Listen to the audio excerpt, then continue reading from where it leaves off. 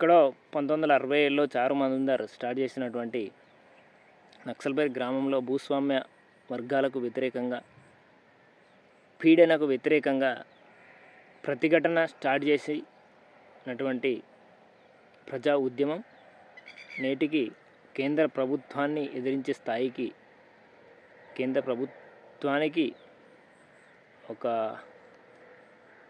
ప్రశ్నించే గొంతుకగా మారినటువంటి భారత కమ్యూనిస్ట్ పార్టీ మావోయిస్టు పార్టీ కోసం, అదేవిధంగా తెలంగాణ సాయుధ రైతాంగ పోరాటంలో నిజాం ప్రభుత్వానికి వ్యతిరేకంగా, అదేవిధంగా భూస్వాములకు వ్యతిరేకంగా, ఇంద్రవెల్లి ఘటనలో నిజాం ప్రభుత్వానికి ఎదురు తిరిగినటువంటి ఇంద్రవెల్లి అమరులకు, అదేవిధంగా ఎన్నో ప్రజా ఉద్యమాల కోసం, పీడిత ప్రజా విముక్తి కోసం, ప్రజాస్వామిక విప్లవ కాంక్ష కోసం, నూతన ప్రజాస్వామిక విప్లవ కాంక్ష కోసం తమ ప్రాణాలని తృణప్రాయంగా, తమ జీవితాలని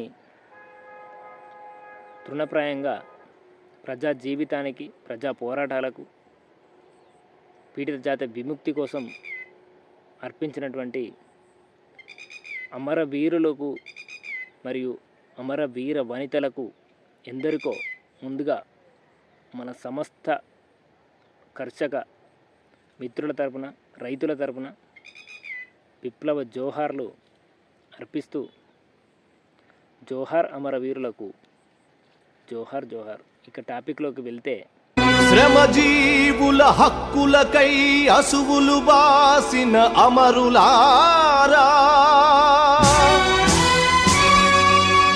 అందుకోండి అరుణారుణ వందనాలు.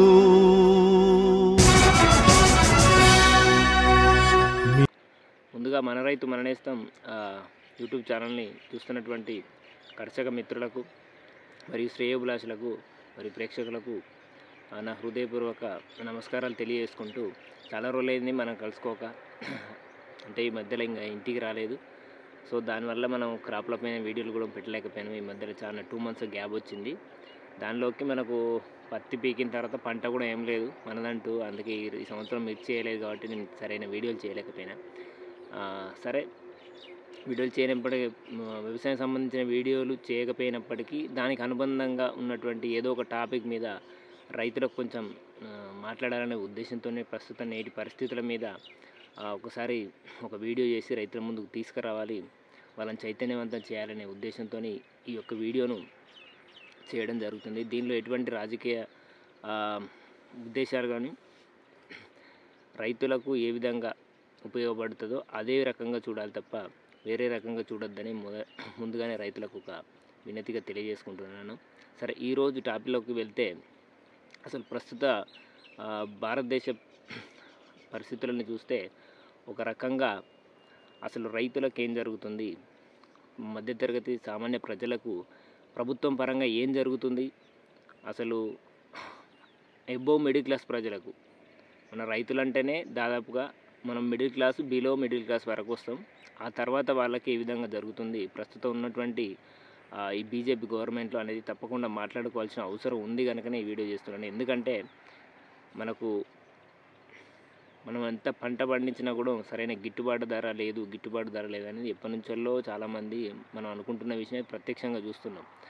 అంటే మరి ప్రస్తుతం ఉన్న ప్రపంచ దేశాలలో ఉన్నటువంటి యుద్ధ వాతావరణాన్ని చూసుకుంటే మనకు క్రూడ్ ఆయిల్ ధరలు అనేటివి కానీ, లేదంటే వేరే ఇతర ఏ ముడి సరుకుల ధరలైనటువంటి విపరీతంగా పెరిగిపోయినాయి. సో దానివల్ల మనకు నిత్యావసర సరుకుల ధరలు పెరిగిపోయినాయి. అదేవిధంగా ఇలా చూసుకుంటే మనకు ఈ మధ్యలో అమెరికా అధ్యక్ష పదవికి ఎంపికైనటువంటి ట్రంప్కు మరియు చైనా ప్రభుత్వానికి మధ్యలో ఒక కోల్డ్ వార్ నడుస్తుంది ప్రజెంట్. ఆ కోల్డ్ వార్ వల్ల ఆ దేశాలు సుంకాలు అనేటివి, ఇతర దేశాల నుంచి వసూలు చేసేటువంటి సుంకాలు అనేటివి పెంచడం వల్ల మనం ఈ మధ్యలో చూసుకుంటే గోల్డ్ రేట్ అయితే విపరీతంగా పెరిగిపోవడం జరిగింది. దాదాపు ఒక 6 నెలల్లోనే ఒక 60,000 నుంచి వెళ్ళి ఈరోజు నిన్నటికి చూసుకుంటే కరెక్ట్గా 24 క్యారెట్లు అంటే 10 గ్రాముల బంగారం ధర మనకు ₹1,00,000 చేరుకోవడం జరిగింది. సో ఇదంతా ఎందుకు చెప్తున్నానంటే, ప్రస్తుతం ఉన్నటువంటి రైతుల పరిస్థితి, ఒక ఎకరం సాగు చేస్తే కనీసానికి ఒక 30,000 20,000 వచ్చేటువంటి పొజిషన్లో కూడా ఒక రైతు లేడు. అదేవిధంగా ఒక ₹1,00,000 బంగారం ధర అంటే అంటే మినిమం ఒక ఆడపిల్ల పెళ్ళి చేస్తే ఎంత లేదనుకున్నా మినిమం ఎంత పేద కుటుంబమైనా సరే ఒక మినిమం 5 తులాలన్నా ఒక బంగారం తీసుకోవాల్సిన పరిస్థితి ఎప్పటి నుంచో ఉంది, కొనసాగుతూ వస్తున్నది. సో మరి ప్రస్తుత పరిస్థితిలో ఒక బంగారం ధర ఒక తులానికి ₹1,00,000 అంటే 5 తులాల రైతు కనుక తన కూతురికి ఇచ్చి వివాహం చేయాలనుకుంటే ₹5,00,000.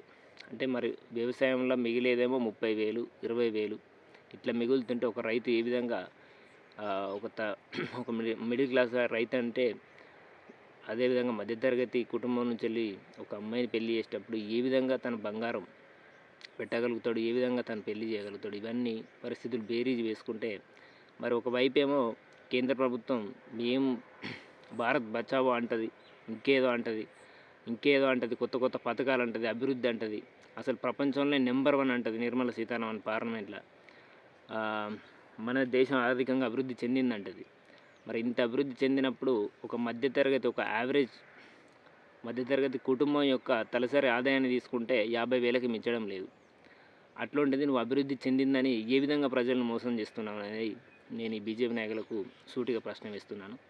అదేవిధంగా చూసుకుంటే ఇంకొక విషయం ఏంటంటే వ్యవసాయంలో మెయిన్గా నేను ఒక టాపిక్ డిస్కస్ చేయదలుచుకున్న ఈ రోజులో చాలా విషయాల్లో అయితే మెయిన్గా మనకు వ్యవసాయ రంగంలో బీహార్ కార్మికుల పాత్ర అనేటువంటిది, అదేవిధంగా భవన నిర్మాణంలోనైతే బీహార్ కార్మికుల పాత్ర అనేది అయితే మన తెలుగు రాష్ట్రాలకు ఆనుకొని ఉన్నటువంటి తమిళనాడు, బెంగళూరు రాష్ట్రాల్లో కానీ విపరీతంగా పెరిగిపోయింది. అంటే వాళ్ళ యొక్క అవసరం అనేది పెరిగిపోయింది.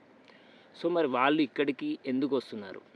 మీరు అభివృద్ధి అనేది ఒక నమూనాను తీసుకొని ముందుకెళ్తున్నప్పుడు అదే నార్త్ ఇండియాలో బీహార్లో అత్యంత అద్భుతమైనటువంటి నదులు ఉన్నాయి. గంగా నది అయితేనేమి, ఇంకా వేరే నది అయితేనేమి ఒక 3 రకాల నదులు ఉన్నాయి. అది నేను ఈ మధ్యలో ఒక వీడియోలో చూశాను. అదేవిధంగా అత్యంత సారవంతమైన నేలలు కూడా అక్కడ ఉన్నాయి. అంటే వ్యవసాయానికి తప్ప ఎటువంటి పరిశ్రమలు కూడా పెట్టడానికి వీలైనటువంటి ఒక అద్భుతమైన సారవంతమైన నేలలు అనేవి బీహార్లో ఉన్నాయి వ్యవసాయపరంగా. అదేవిధంగా ఎడ్యుకేషన్ సిస్టమ్ కూడా చూసుకున్నట్లయితే బీహార్లో ఒకప్పుడు అసలు భారతదేశంలోనే మొట్టమొదటి నలంద యూనివర్సిటీ అనేది అక్కడ ఉంది, దాన్ని స్మాష్ చేసిళ్ళు. అదేవిధంగా మనకు చూసుకున్నట్లంటే బుద్ధగయ అని ఇంకా టూరిజం పాటలీపుత్రం అని ఇంకా వేరే టూరిస్ట్ ప్లేసెస్ అన్నీ చాలా ఉన్నాయి అక్కడ బీహార్లో. మరి బీహార్ని టూరిజం పరంగా కానీ లేదంటే వ్యవసాయ అనుగుణంగా అసలు ఒక రకంగా చూస్తే బీహార్లో ఉన్నటువంటి అంటే నదులు, అక్కడ ఉన్నటువంటి సారవంతమైన నేలలు భారతదేశంలో ఏ రాష్ట్రంలో లేవని చెప్పుకోవాలి. అది కరెక్ట్గా అత్యంత అద్భుతమైన సారవంతమైన నేలలు ఉన్నటువంటి రాష్ట్రం. అదేవిధంగా 85% మంది ప్రజలు కేవలం వ్యవసాయం మీద ఆధారపడి పనిచేసుకున్నటువంటి ప్రజలు. అదేవిధంగా జనాభా అనేది కూడా విపరీతంగా పెరుగుదల ఉన్నది. సో మరి ఈ అభివృద్ధి నమూనా అనేది మీరు బీహార్ రాష్ట్రం వరకు ఎందుకు తీసుకెళ్ళలేకపోతున్నారు? ఇక్కడ దక్షిణాది రాష్ట్రాల్లో మేము అభివృద్ధి చేస్తాం, మేము మీ రాష్ట్రంలో అభివృద్ధి చేస్తామని ఇంకేదో చేస్తామని ఒక కొంగ జపం చేస్తూ మా దక్షిణాది రాష్ట్రాలలో ఇటు తమిళనాడు వేసుకుంటేనేమి ఆంధ్రప్రదేశ్, ఛత్తీస్గఢ్, ఒరిస్సా మనకు జార్ఖండ్ అంటే మళ్ళీ నార్త్ కొత్తది, ఒరిస్సా, మనకు ఛత్తీస్గఢ్, ఆంధ్రప్రదేశ్, తెలంగాణ, తమిళనాడు, కర్ణాటక ఈ రాష్ట్రాల్లో ఉన్నటువంటి ఆల్రెడీ మేము దాదాపుగా బీహార్తో పోలిస్తే ఒక 50% 70% డెవలప్మెంట్ స్టేజ్లో ఉన్నాం. అట్లాంటిది మీరు బీహార్ లాంటి, ఉత్తరప్రదేశ్ లాంటి, జార్ఖండ్ లాంటి రాష్ట్రాలను వదిలిపెట్టి మరి ఇక్కడికి వచ్చి మీరు అభివృద్ధి నమూనాను పట్టుకొని వచ్చి ఇక్కడ వేలాది మందిని ఒట్టన పెట్టుకుంటూ మీరు సాధించేది, అభివృద్ధి చేసేది ఏమిటనేది ఈ యొక్క ప్రశ్న అనేది ప్రతి ఒక్క దక్షిణాది రాష్ట్రాల్లో ఉన్నటువంటి మనం మైండ్లో పాలకులను ప్రశ్నించవలసింది. అదేవిధంగా మనం ప్రతి పౌరుడు కూడా, భారతదేశ పౌరుడు కూడా ఒక రకంగా రాజ్యాన్ని ప్రశ్నించాల్సిన అవసరం ఉంది. ఎందుకంటే బీహార్లో అక్కడ కనుక వ్యవసాయానుకున్న రాష్ట్రంగా కనుక దాన్ని కరెక్ట్గా నదుల వినియోగం ప్రాజెక్టులు కట్టి అక్కడ చేస్తే అక్కడ ఉన్నటువంటి కార్మికులు అనేవాళ్ళు ఇక్కడికి రావాల్సిన పరిస్థితే ఉండదు. సో దానివల్ల మరి ఏమవుతుందంటే దక్షిణాది రాష్ట్రాలలో కూడా చాలామంది ఉపాధిని కోల్పోతున్నారు. ఎందుకంటే ఇప్పుడు మన దగ్గర పెరిగినటువంటి ఖర్చులకు సపోజ్ ఒక మనిషికి ఒక రోజు మనకు బిల్డింగ్ కన్స్ట్రక్షన్లో తీసుకున్నట్టే ఒక మనిషికి 1000 రూపాయలు ఉంటే బీహార్ నుంచి వచ్చిన కార్మికులు వాళ్ళకి ఏం లేక అక్కడ ఉపాధి లేక ఇక్కడ 300కు 400కు పోయేటువంటి పరిస్థితి. అంటే ఒక రకంగా చూస్తే దక్షిణాది రాష్ట్రాల్లో దిగువ మధ్య తరగతి ప్రజల యొక్క జీవనానికి ఆటంకం కలుగుతుంది బీహార్ కార్మికుల వల్ల. అదేవిధంగా ఇంకొక విషయం ఏంటంటే మరి బీహార్ వాళ్ళు అంత 85% వ్యవసాయాధారిత కుటుంబాలు ఉన్న వాళ్ళు ఇక్కడికి రావాల్సిన పరిస్థితి ఏంది? నేను ఆ పాయింట్కి వస్తున్నాను. ఎందుకంటే ఒక పాయింట్ ఇంటర్లింక్ పోతేనే కొన్ని వ్యవస్థల యొక్క ప్రాముఖ్యత కానీ ఒక చరిత్ర యొక్క ప్రాముఖ్యత కానీ మనకు తెలిసేటువంటి అవసరం ఉన్నది. ఎందుకనంటే ఇప్పుడు బీహార్ రాష్ట్రంలో చూసుకున్నట్లంటే 80% వ్యవసాయ రాష్ట్రం అని చెప్పుకుంటున్నాం. కానీ ఆ 85% విస్తీర్ణం వ్యవసాయాధారితంగా ఉన్న భూములు మరి ఎవరి ఆధీనంలో ఉన్నాయని చూసుకున్నట్లయితే దాదాపుగా ఒక రైతుకు 20 ఎకరాలు 15 ఎకరాలు 20 ఎకరాలు 15 ఎకరాలు 30 ఎకరాలు 40 ఎకరాలు 100 ఎకరాలు ఈ విధంగా ఉన్నటువంటి రైతులు మాత్రమే ఉన్నారు తప్ప చిన్న చిన్న కమతాలు ఉన్నటువంటి అంటే మనలాగా మన తెలంగాణ ప్రాంతంలో కానీ ఆంధ్ర ప్రాంతంలో కానీ ఉన్నట్టుగా ఒక 2 ఎకరాలు 3 ఎకరాలు 4 ఎకరాలు 5 ఎకరాల లోపు ఉన్నటువంటి కమతాలు అనేటివి చాలా తక్కువ. కమతం అంటే ఒక భూమి ఒక చిన్న బిట్టు అంటే ఒక ఎకరం కానీ 2 ఎకరాలు చిన్న చిన్న కమతాలు అంటాం వాటి. సో అది తక్కువ. అంటే నార్త్ ఇండియాలో బీహార్ లాంటి రాష్ట్రాలలో ఎవరి ఆధిపత్యం కొనసాగుతున్నది అంటే ఇప్పటికీ కూడా ఒక రకంగా చూసుకున్నట్లయితే అక్కడ జమీందారీ వ్యవస్థ అనేది నడుస్తున్నది ఇంకా అనేది మనకు ఈ విధంగా స్పష్టమవుతుంది. ఎందుకు నేను ఈ పాయింట్కి వస్తున్నానంటే ఈరోజు వచ్చి కేంద్ర ప్రభుత్వం ఎన్నో ఆపరేషన్ల పేరుతోని మన తెలంగాణ సాయుధ రైతాంగ పోరాటానికి అండగా నిలబడి మనకు ఈ విధంగా చిన్న చిన్న కమతాలు దొరల నుంచి వెళ్ళి జమీందారీ వ్యవస్థ నుంచి వెళ్ళి భూస్వాముల నుంచి వెళ్ళి కమతాలు మనకు దక్కినాయి అంటే ఒక విప్లవం ఈ యొక్క ఆవశ్యకత ఎంతో ఉన్నది తెలుగు రాష్ట్రాల్లో. అటువంటి తెలుగు రాష్ట్రాల్లో నువ్వు వచ్చి అణచివేత ధోరణితోని ఒక మారణ హోమం సృష్టిస్తూ ఈ దక్షిణాది రాష్ట్రాల్లో ఒక అరాచకంగా మానవ హననం చేస్తున్నావు. మరి అదేవిధంగా అభివృద్ధి అని నువ్వు ఇక్కడ కొంగజపం చేస్తూ ఇక్కడ ఉన్నటువంటి ఖనిజ సంపదని నువ్వు గుజరాత్ రాష్ట్రానికి తీసుకుపోయేటువంటి ఒక పక్క ప్లాన్తోని ముందుకెళ్తూ ఇక్కడ దానికి అడ్డు తిరుగుతున్నటువంటి ఎంతోమంది ప్రజా పోరాట నాయకుల్ని నువ్వు అన్యాయంగా చంపేస్తున్నావు ఈరోజు. మరి నేను అంటే ఎందుకు మాట్లాడుతున్నానంటే ప్రజలకు వాస్తవికత అనేది తెలియాలి. ఈ బీజేపీ హిందుత్వ ఫాసిజాన్ని కొనసాగిస్తున్నది ప్రస్తుత నేటి భారతీయ రాజకీయ వ్యవస్థలో. సో దాన్ని మనం అవాయిడ్ చేసుకొని బీజేపీ యొక్క ఆవశ్యకత మనకు ఎంత అవసరం, అసలు బీజేపీ ఏం చేస్తుందనేది మనకు తెలుసుకోవాల్సిన అవసరం ఉంది. ఒక రైతులుగా మనకి ఇంకా తెలుసుకొని ముందుకు సాగాల్సిన అవసరం ఇంకా మనకు ఎక్కువ ఉంది మామూలు ప్రజలతో పోలిస్తే. ఎందుకంటే ఇది తెచ్చేటువంటి కార్పొరేటీకరణ అభివృద్ధి నమూనాలు ఎగువ మధ్యతరగతి ఉన్నటువంటి ప్రజలకు చాలా ఉపయోగకరంగా మారుతున్నాయి తప్ప అదే వ్యవసాయాన్ని నమ్ముకున్నటువంటి ప్రజలకు కానీ మిడిల్ క్లాస్ కిందికి ఉన్నటువంటి ప్రజలకు కానీ ఏ విధంగా 0% అనేది ఈరోజు నిర్మలా సీతారామన్ పెట్టేటువంటి బడ్జెట్లో మధ్యతరగతి ప్రజల ఆదాయం పెరిగే అవకాశానికి ఒక్క లైన్ కూడా లేదు. సో దానికి సంబంధించి అందుకే నేను చెప్తున్నది ఏంటంటే సో నువ్వు వచ్చి ఇక్కడ చేసేది ఏంది, నువ్వు అభివృద్ధి చేయదలుచుకుంటే మరి బీహార్లో సరే వ్యవసాయానికి అనుగుణంగా మాత్రమే ఉన్నాయి నేలలు, అక్కడ ఎందుకు అభివృద్ధి చేయలేకపోతాను, అక్కడ కార్మికులు ఇక్కడికి ఎందుకు వస్తారు, నీకేం తెలుసు చరిత్ర అని నువ్వు ఈ విధంగా మారణ హోమాన్ని కొనసాగిస్తున్నావు అమిత్ షా. అంటే నేను ఎందుకు చెప్తున్నానంటే ఈరోజు మా దగ్గర ఈ తెలుగు రాష్ట్రాల్లో చిన్న చిన్న కమతాలు కానీ భూములు 3 ఎకరాలు 2 ఎకరాలు 1 ఎకరం 5 ఎకరాలు ఉన్నటువంటి 85% పీపుల్ కుటుంబాలు మా రాష్ట్రాల్లో ఉన్నారంటే దాని కారణం దాని యొక్క చరిత్ర వెనుక ఏముంది అంటే చూసుకుంటే విప్లవం అనేది మాత్రమే ఉంది, పోరాటాలు మాత్రమే ఉన్నాయి. ఆ రోజు తెలంగాణ సాయుధ రైతాంగ పోరాటం ఫలితం ఆధారంగానే ఈరోజు మా చేతుల్లో 5 ఎకరాలు 3 ఎకరాల భూములు అనేటివి ఉన్నాయి. మరి అదే బీహార్లో ఇంతమంది కార్మికులు వలస వస్తారు, ఎందుకు అక్కడ భూములు వాళ్ళ చేతులు లేవంటే అక్కడ పోరాటాలు అనేది అప్పుడు లేవు. లేవు కాబట్టి అక్కడ జమీందారు వ్యవస్థ, భూస్వామ్య వ్యవస్థ అదే విధంగా కొనసాగుతూ వస్తూ ఉన్నది. కాబట్టి ఇప్పటికీ 20 ఎకరాలు 30 ఎకరాలు ఉన్నటువంటి రైతులు ఉన్నారు తప్ప ఒక 2 ఎకరాలు 3 ఎకరాలు ఉన్నటువంటి రైతులు లేరు. అంటే చెప్తున్నా నేను, ఎందుకంటే అమిత్ షా ఒక అహంకారత పూరిత ధోరణితోని పార్లమెంట్లో వ్యాఖ్యలు చేస్తూ తనని ఎవ్వరూ ఏమి చేయలేరు, నా చేతిలో రాజ్యాధికారం ఉన్నది, నేను ఏది చేస్తే అదే నడుస్తుంది, రూల్స్ అండ్ రెగ్యులేషన్స్ పక్కకు పెడతా, రాజ్యాంగాన్ని పక్కకు పెడతా, నేను కేంద్ర హోంమంత్రిని, నేను చెప్పినట్టు వినాలి అందరు ప్రజలు, నేను చెప్పినట్టు ఒక పోలీస్ శాఖ వినాలి, నేను చెప్పినట్టు ఒక రెవెన్యూ శాఖ వినాలి, నేను చెప్పినట్టు ఒక రైల్వే శాఖ వినాలి, నేను చెప్పినట్టు ఒక పర్యావరణ శాఖ వినాలి అనే అహంకారిత పూరిత ధోరణితోని ముందుకు సాగుతున్నాడు తప్ప, ఇది ఎందుకు అంటే ఒక మనిషికి ఒక నేర చరిత్ర ఉన్నటువంటి మనిషికి ఒక దుర్బుద్ధి, అంటే ఒక మనిషి ఒక తప్పు చేసి ముందుకు వెళ్తున్నాడు, ఒక హత్య, ఇప్పుడు సపోజ్ చూసుకుంటే నేర చరిత్ర ఉన్నటువంటి మనుషులకు మనం వాళ్ళ సైకాలజీని గమనిస్తే ఖచ్చితంగా వాళ్లకు అహంకార పూరితమైనటువంటి ధోరణిలో ముందుకెళ్ళడం తప్ప ఒక సర్టెన్ పాయింట్ దగ్గర ఆగి విమర్శ చేసుకొని దాన్ని ఆలోచన చేసుకున్నటువంటి ఒక ఉద్దేశం కానీ వాళ్ళకు ఉండవు. ఎందుకు నేను చెప్తున్నానంటే ఈరోజు అమిత్ షా తీవ్రవాద నెపంతో మా తెలుగు రాష్ట్రాల్లో ఉన్నటువంటి కానీ పక్కపొంటి ఛత్తీస్గఢ్లో ఉన్నటువంటి, ఒరిస్సాలో ఉన్నటువంటి అనేక ప్రజా పోరాట నాయకులను పొట్టన పెట్టుకున్నాడు. ఈ సంవత్సరం లోపల ఎంతోమంది 500 మందిని బలగాలను ఉపయోగించి మట్టు పెట్టించి. మరి నీ నేర చరిత్ర ఏందనేది నువ్వు ఒక్కసారి ఆత్మవిమర్శ చేసుకున్నావా?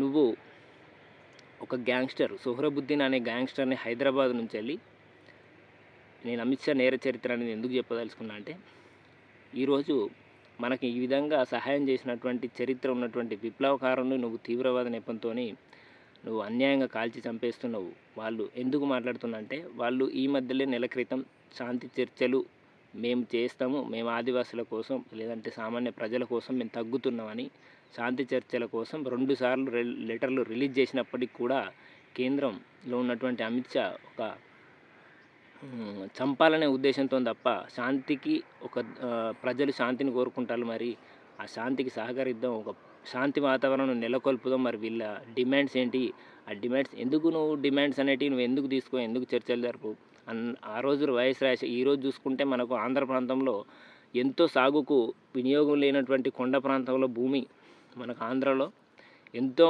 ఉండే, నీకేం చరిత్ర తెలుసని నువ్వు వాళ్ళని తీవ్రవాదులని ఇంకేదో అని నువ్వు ఎందుకు ఎత్తావు? వ్యవసాయానికి వాళ్ళకి ఎందుకు సంబంధం ఉంది?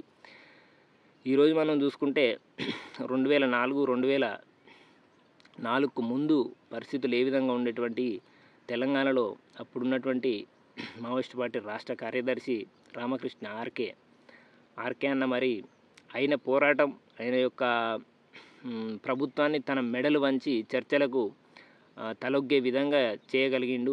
ఆ టైంలో ఏం జరిగింది, ఉపయోగం రైతులకు ఏం జరిగింది, సామాన్య ప్రజానీకానికి ఏం జరిగిందని చరిత్ర తెలుసుకోవాల్సిన అవసరం ఉంది. 2004 ముందు అలిపిరి బ్లాస్ట్ చంద్రబాబు నాయుడు మీద అటాక్ జరిగిన తర్వాత ప్రభుత్వం కొంచెం వెనుకకు తగ్గి బాక్సైడ్ ఖనిజాన్ని తవ్వడం కానీ వైజాగ్ ఏరియా లాంటి కొండ ప్రాంతాల్లో అరకు వైజాగ్ లాంటి ఏరియా కొండ ప్రాంతాల్లో తగ్గిన తర్వాత ఆ తర్వాత వచ్చినటువంటి మళ్ళీ రాజశేఖర్ రెడ్డి, మరి వీళ్ళు బ్లాస్ట్ చేసిళ్ళు ఒక ముఖ్యమంత్రి మీద, మరి వీళ్ళ డిమాండ్స్ ఏంటి, అసలు ఎందుకు ఈ విధంగా పరిస్థితులు వచ్చినాయి, వీళ్ళు దేనికోసం పోరాటం చేస్తున్నారని ఒక శాంతి వాతావరణం నెలకొల్పుదని అప్పుడు రాజశేఖర రెడ్డి చర్చలు జరిపిండు. అప్పుడు ఆర్కే అన్న రాష్ట్ర ప్రభుత్వాల్లో రాష్ట్ర కార్యదర్శి ఉన్నటువంటి వాళ్ళు 2004లో చర్చలు జరిపిండు. ఆ చర్చల ఫలితంగా మరి ఏం జరిగింది? ఒక చర్చలు విఫలం కావచ్చు, అది వేరు విషయం. సరే, వాళ్ళు ఒక ఐడియాలజీ ప్రకారం పోతారు కాబట్టి అది ఇప్పుడు ఉన్నటువంటి ఆధునిక పరిస్థితులలో అభివృద్ధి చెందినటువంటి దేశాలతో పోటీ పెట్టుకునే పరిస్థితులలో మనం వెనకడుగు పోతామనే ఉద్దేశంతో కొన్ని డిమాండ్స్ అనేటివి ఫెయిల్ కావచ్చు ఆ చర్చల్లో. కానీ ఆ విధంగా శాంతి చర్చలు చేయడం వల్ల ఎంతమందికి భూమి లభించింది అనేది అమిత్ షాకి తెలుసా? ఎంతమందికి భూమి లభించింది ఆంధ్రప్రదేశ్లో, తెలంగాణలో అనేది అమిత్ షాకి ఏం తెలుసు? ఒక 3 లక్షల ఎకరాల భూమిని ఆ రోజు రాజశేఖర రెడ్డి పంచడం జరిగింది, ప్రభుత్వ భూమిని. ఇప్పుడు ఆ భూమి సాగులోకి వచ్చింది. నేను ఈ మధ్యలో అరకు టూర్ పోయినాను, ఒక 6 నెలల క్రితం. చూసుకుంటే ప్రతి కొండ మీద కూడా వ్యవసాయం చేస్తున్నారు, కొండ మీద కూడా. అంటే ఆ పరిస్థితి ఎందుకు వచ్చింది? అక్కడ ఉన్నటువంటి రైతులకు అవగాహన ఎలా వచ్చింది? లేదంటే దుంపలు అవి తినేటువంటి రైతులు ఈరోజు కొండ మీద కూడా వ్యవసాయం చేసి అత్యద్భుతంగా వాళ్ళు సుగంధ ద్రవ్యాలు పండియగలుగుతున్నారు. వరి పండియగలుగుతున్నారు కొండ ప్రాంతం మీద. అంటే 3 లక్షల ఎకరాల పైచులకు భూమిని ఆ రోజు శాంతి చర్చల ద్వారా సాధించి పెట్టిండు ఆర్కే అన్న. ఈ చరిత్ర నీకేం తెలుసని నువ్వు ఈరోజు ఎందుకు మాట్లాడుతున్నావు అంటే, అదే ఆర్కే అన్న సహచరుడైనటువంటి అదే ఏరియాలో పనిచేసినటువంటి చలపతి అన్న మీకు తెలియవచ్చు తెలియకపోవచ్చు, ఈ మధ్యలో న్యూస్లో మనం చూసినాం. ఒక 2 నెలల క్రితం చలపతిని ఎన్కౌంటర్ చేయడం జరిగింది, చనిపోయాడు ఆయన. పాప ఆయన స్థితి ఏంటంటే పక్షవాతం వచ్చి అడవిలో ఎక్కడనో తినుకుంటూ ఉంటాడు, పార్టీని వదిలి బయటికి రాలేక. అటువంటి పక్షవాతం వచ్చినటువంటి వ్యక్తిని కూడా నువ్వు పట్టుకొని కాల్చి చంపి ట్వీట్లు పెడతాడు అమిత్ షా. ట్వీట్లు, ఈరోజు గొప్ప విజయం సాధించారు సైనికులు, ₹1 రివార్డు ఉన్నటువంటి ఒక కేంద్ర కమిటీ నాయకుడిని చంపిళ్ళు అని ఒక ట్వీట్ పెడతాడు చంపిన తర్వాత. అసలు నీకు చరిత్ర ఏం తెలుసు? 3 లక్షల ఎకరాల భూమి సాగులోకి వచ్చిన తర్వాత ఎంతమంది రైతులు అదే శ్రీకాకుళం ఏరియాలో ఈ రోజుకి దేవుడని మొక్కుతున్నటువంటి చలపతన్ను చంపిన తర్వాత నువ్వు ట్వీట్ పెడుతున్నావు. నీ ట్వీట్ ముఖ్యం కాదు, అక్కడ ప్రజల హృదయాల్లో ఆయన యొక్క స్థానం అనేది ఉన్నది. అక్కడ శ్రీకాకుళం జిల్లాలో కానీ వైజాగ్ ఏరియాలో కానీ ఆంధ్రప్రదేశ్ మొత్తంలో చూసుకుంటే ఈరోజు నువ్వు ఎమ్మెల్యేలను చంపిల్లు అనేది ఒకటి మాత్రం పరిగణలోకి తీసుకుంటే కాదు. ఇక్కడ వాళ్ళని చంపాల్సిన అవసరం ఎందుకు వచ్చింది మరి అనేది కూడా ఒక పరిగణలోకి తీసుకోవాల్సిన అవసరం ఉంది. సో నువ్వు ఏదో చరిత్ర తెలియకుండా నువ్వు నేర చరిత్ర కలిగి అసలైనటువంటి ప్రజల కోసం పనిచేసినటువంటి నాయకులను నేరస్తులుగా తీవ్రవాదులుగా భావించి వాళ్ళను మానవహననం చేయడం అనేది ఎంతవరకు కరెక్ట్ అనేది మనం ప్రభుత్వ వర్గాల్లో ఉన్నటువంటి వాళ్ళు ఏం చేస్తున్నారని తెలుసుకోవాల్సిన అవసరం మనకుంది. ఎందుకంటే మనకు వాళ్ళ ఆ చరిత్ర ఉంది, ఆ యొక్క పార్టీల ఫలితం యొక్క ఉప్పు మనం తింటున్నాం. కాబట్టి మనం తెలుసుకొని జాగ్రత్తగా ఇటువంటి అహంకారపూరితమైనటువంటి ప్రభుత్వాన్ని కూలదోయాలి. నెక్స్ట్ అయినా కూడా ఇంకొకటి, మనం గత 2 నెలల క్రితం చూసుకుంటే కూడా అమిత్ షా చేసినటువంటి వాక్యాలు ఏ విధంగా ఉన్నాయి. పార్లమెంటులో సాక్షిగా ఏ అంబేద్కర్ का पैशन है, ये दंतेश्वरी माता को पूजा करने को 4 साल को పుణ్యం మిల్తా హై అని అన్నాడు. అంటే ఒక 7 జన్మలకు కావాల్సినటువంటి పుణ్యం నువ్వు దేవుని మొక్కుతో వస్తుంది. అంబేద్కర్ అని ప్యాషన్ ఎందుకని అంటాను ఊకే అంటే ఆ నిరసనలు ఎందుకు వచ్చినాయి? ఈరోజు నువ్వు పార్లమెంట్లో సీట్లో కూర్చున్న ఒక ఎంపీగా ఒక కేంద్ర హోంశాఖ స్థాయి, అసలు నువ్వు ఆ రాజ్యాంగాన్ని అడ్డం పెట్టుకొని నువ్వు చేసినటువంటి ఏంది, నువ్వు చేసినటువంటి నేర చరిత్రను ఏ విధంగా తప్పించుకోగలను? ఈరోజు అంబేద్కర్ని విమర్శిస్తాను. అదే అంబేద్కర్ రాజ్యాంగంలో ఉన్నటువంటి లొసుగులను పట్టుకొని నువ్వు సాక్ష్యాలు చెల్లకుండా వాళ్ళని తారుమారు చేసి నువ్వు చేసినటువంటి నేను చెప్తున్నా అంటే చరిత్ర మీకు తెలియదు. సోహ్రబుద్దీన్ ఖాన్ అనేటువంటి ఒక గుజరాత్లో ఒక మార్బుల్ వ్యాపారస్తుల దగ్గర చిన్న ఇక్కడ మనం ఇక్కడ నయీం కింద ఏ విధంగా చిన్న మూటాలు ఉంటారో గ్యాంగ్స్టర్స్, అట్లాంటి ఒక గ్యాంగ్స్టరు అక్కడ చిన్న మార్బుల్ ఎక్కువ ఉంటుంది కదా రాజస్థాన్లో, గుజరాత్ సైడ్. ఆ మార్బుల్ వ్యాపారస్తుల దగ్గర చిన్న సెటిల్మెంట్లోకి వెళ్ళి డబ్బులు తీసుకొచ్చాడు. మరి అంతా ఒక క్యాండిడేట్ డబ్బులు ఒక మార్బుల్ వ్యాపారస్తుల దగ్గర పోయి తీసుకుంటానంటే వాళ్ళ వెనక ప్రభుత్వ ప్రమేయ వర్గాలు ఏముండయా? ఇక్కడ మనం చూసుకుంటే నయీంను పెంచి పోషించింది ఎవరు? పోలీసులు కాదా? ప్రభుత్వ వర్గాలు కాదా? మరి అక్కడ కూడా అంతే. అప్పుడు ఉన్నటువంటి అమిత్ షా రాజకీయం కోసం పైసల కోసం వాళ్ళని వాడుకొని తర్వాత ఆ మార్బుల్ వ్యాపారస్తులు ఇచ్చినటువంటి సుపారీ డబ్బుతోని నువ్వు వాడిని సోహ్రబుద్దీన్ గారిని చంపమని డిఐజీ పెట్టి ఒక ఆపరేషన్ చేపట్టాం. సరే, వాళ్ళని తీసుకొని నిరాయుధంగా ఉన్నటువంటి వాళ్ళను ఇక్కడ నుంచి వెళ్ళి హైదరాబాద్ నుంచి వెళ్ళి గుజరాత్ ప్రయాణమైనటువంటి వాళ్ళను హైదరాబాద్లో యాంటీ టెర్రరిస్టులుగా భావించి వాళ్ళని అరెస్ట్ చేసి ఏం చేసినావు? ఒక రెస్టారెంట్కి తీసుకుపోయి అక్కడ ఒక సీన్ క్రియేట్ చేసి సోహ్రబుద్దీన్ ఖాన్ ఒక 10 రోజుల తర్వాత ఎన్కౌంటర్ చేసి తన భార్య కౌసర్ బేగంను మళ్ళీ తనను కూడా కాల్చి చంపేసి బూడిద కూడా దొరకకుండా అది చేసి మళ్ళీ తర్వాత ఆ గ్యాంగ్లో ముఖ్య ఉన్నటువంటి ఒకళ్ళ పేరు ఉంటుంది, ఆ ముగ్గురిని హత్య చేయించిండు. తర్వాత వాళ్ళ కుటుంబ సభ్యులు వాళ్ళ అన్న అయినటువంటి ఇంకెవరో కేసు వేసిళ్ళు హైకోర్టులో. వేసిన తర్వాత ఏం చేసినావు? నీకు అడ్డం ఆ కోర్టు అమిత్ షా అప్పుడు జైలు శిక్ష పడింది కొన్ని రోజులు. తర్వాత ఏం చేసినావు? ఆ కేసును గుజరాత్ నుంచి వెళ్ళి ముంబైకి మార్చాడు. ముంబైకి మారుతాను అమిత్ షా ఏం చేసిండు? ముంబైకి వచ్చిండు. ముంబైకి వచ్చిన తర్వాత అప్పటికి బీజేపీ గవర్నమెంట్ ఫామ్ అయిన తర్వాత ఇక అధికారం నీ చేతిలోకి వచ్చింది. అప్పుడు నువ్వేం చేసినావు? సరే, నువ్వు ఒక నేరస్తుడు ఏమైనా ఎక్యూజ్డ్ ఏమనే కదా మరి నువ్వు అక్కడ చంపినప్పుడు వాళ్ళని పట్టుకొని మరి నువ్వు ఆ కేసు నుంచి తప్పించుకోవడానికి నువ్వేం చేసినావు? నువ్వు సరే అమిత్ షా నిరపరాధుడు అయితే కోర్టు ముందు సాక్ష్యాలతో పెట్టుకొని ప్రూవ్ చేసుకొని బయటికి రావాలి, నేను ఈ హత్య చేయించలేదని. సాక్ష్యాలు కాల్ రికార్డ్స్ దొరికిన తర్వాత ఎక్కడ దొరికిపోతున్నానని జస్టిస్ లోయా అనే అతను ఈ కేసును తీసుకొని వాదిస్తుంటే, ఆ జస్టిస్ లోయా అనే ఒక లాయర్ను అత్యంత దారుణంగా తన సహచరులతోని హోటల్కు పిలిపించి చంపించి హార్ట్ అటాక్ అని క్రియేట్ చేయించి ఆ కేసు నుంచి తప్పించుకున్నాం. సిబిఐ 30,000 పేజీల ఛార్జ్ షీట్ దాఖలు చేస్తే ఆ 30,000 పేజీల ఛార్జ్ షీట్ కూడా అబద్ధమని చేసిన. నీకు కేసు పడే వాయిదా ముందు జడ్జిలు ట్రాన్స్ఫర్ అవుతారు, జడ్జిలు మారిపోతారు అమిత్ షాకు. అంటే ఇంత నేర చరిత్ర కలిగినటువంటి నువ్వు ఈరోజు హోంశాఖలో కొలువుదీరి నువ్వు అన్ని హత్యలు చేసినావు. ఒక హత్య చేసినందుకు నువ్వు మిగతా 3 హత్యలు చేసినావు. ఒక లాయర్ను, ఒక జడ్జిని చంపినావు. నువ్వు అసలు ఏం చేసినావు నీకు అర్థమైందా? అంటే నువ్వు అంత నేర చరిత్ర కలుగున్నవే నువ్వు అట్లా మాట్లాడితే ఇక్కడ ప్రజలకు ఎంతోమందికి వాళ్ళ స్వార్థం కోసం కాదు పోయి అక్కడ వాళ్ళు హత్యలు చేసింది, ప్రజల కోసం, కొన్ని వేల మందికి న్యాయం జరగడం కోసం వాళ్ళు ఆ చర్యలు తప్పలేదు ఆ టైంలో. అట్లాంటి వాళ్ళను నువ్వు చనిపోయినప్పుడు ట్వీట్లు పెట్టడం, ఇది బాగా గొప్ప విజయం అని పెట్టడం అనేది మన తెలుగు ప్రజలు దీన్ని తీవ్రంగా ఖండించాల్సిన అవసరం ఉంది. నేను యాక్చువల్గా వీడియో చేయొద్దు ఇట్లాంటి వాటి మీద అని అనుకున్నా, కానీ ఎందుకంటే నా ద్వారా ఒక 10 మంది కానీ తెలవాలి అసలు చరిత్ర ఏందనేది. నేను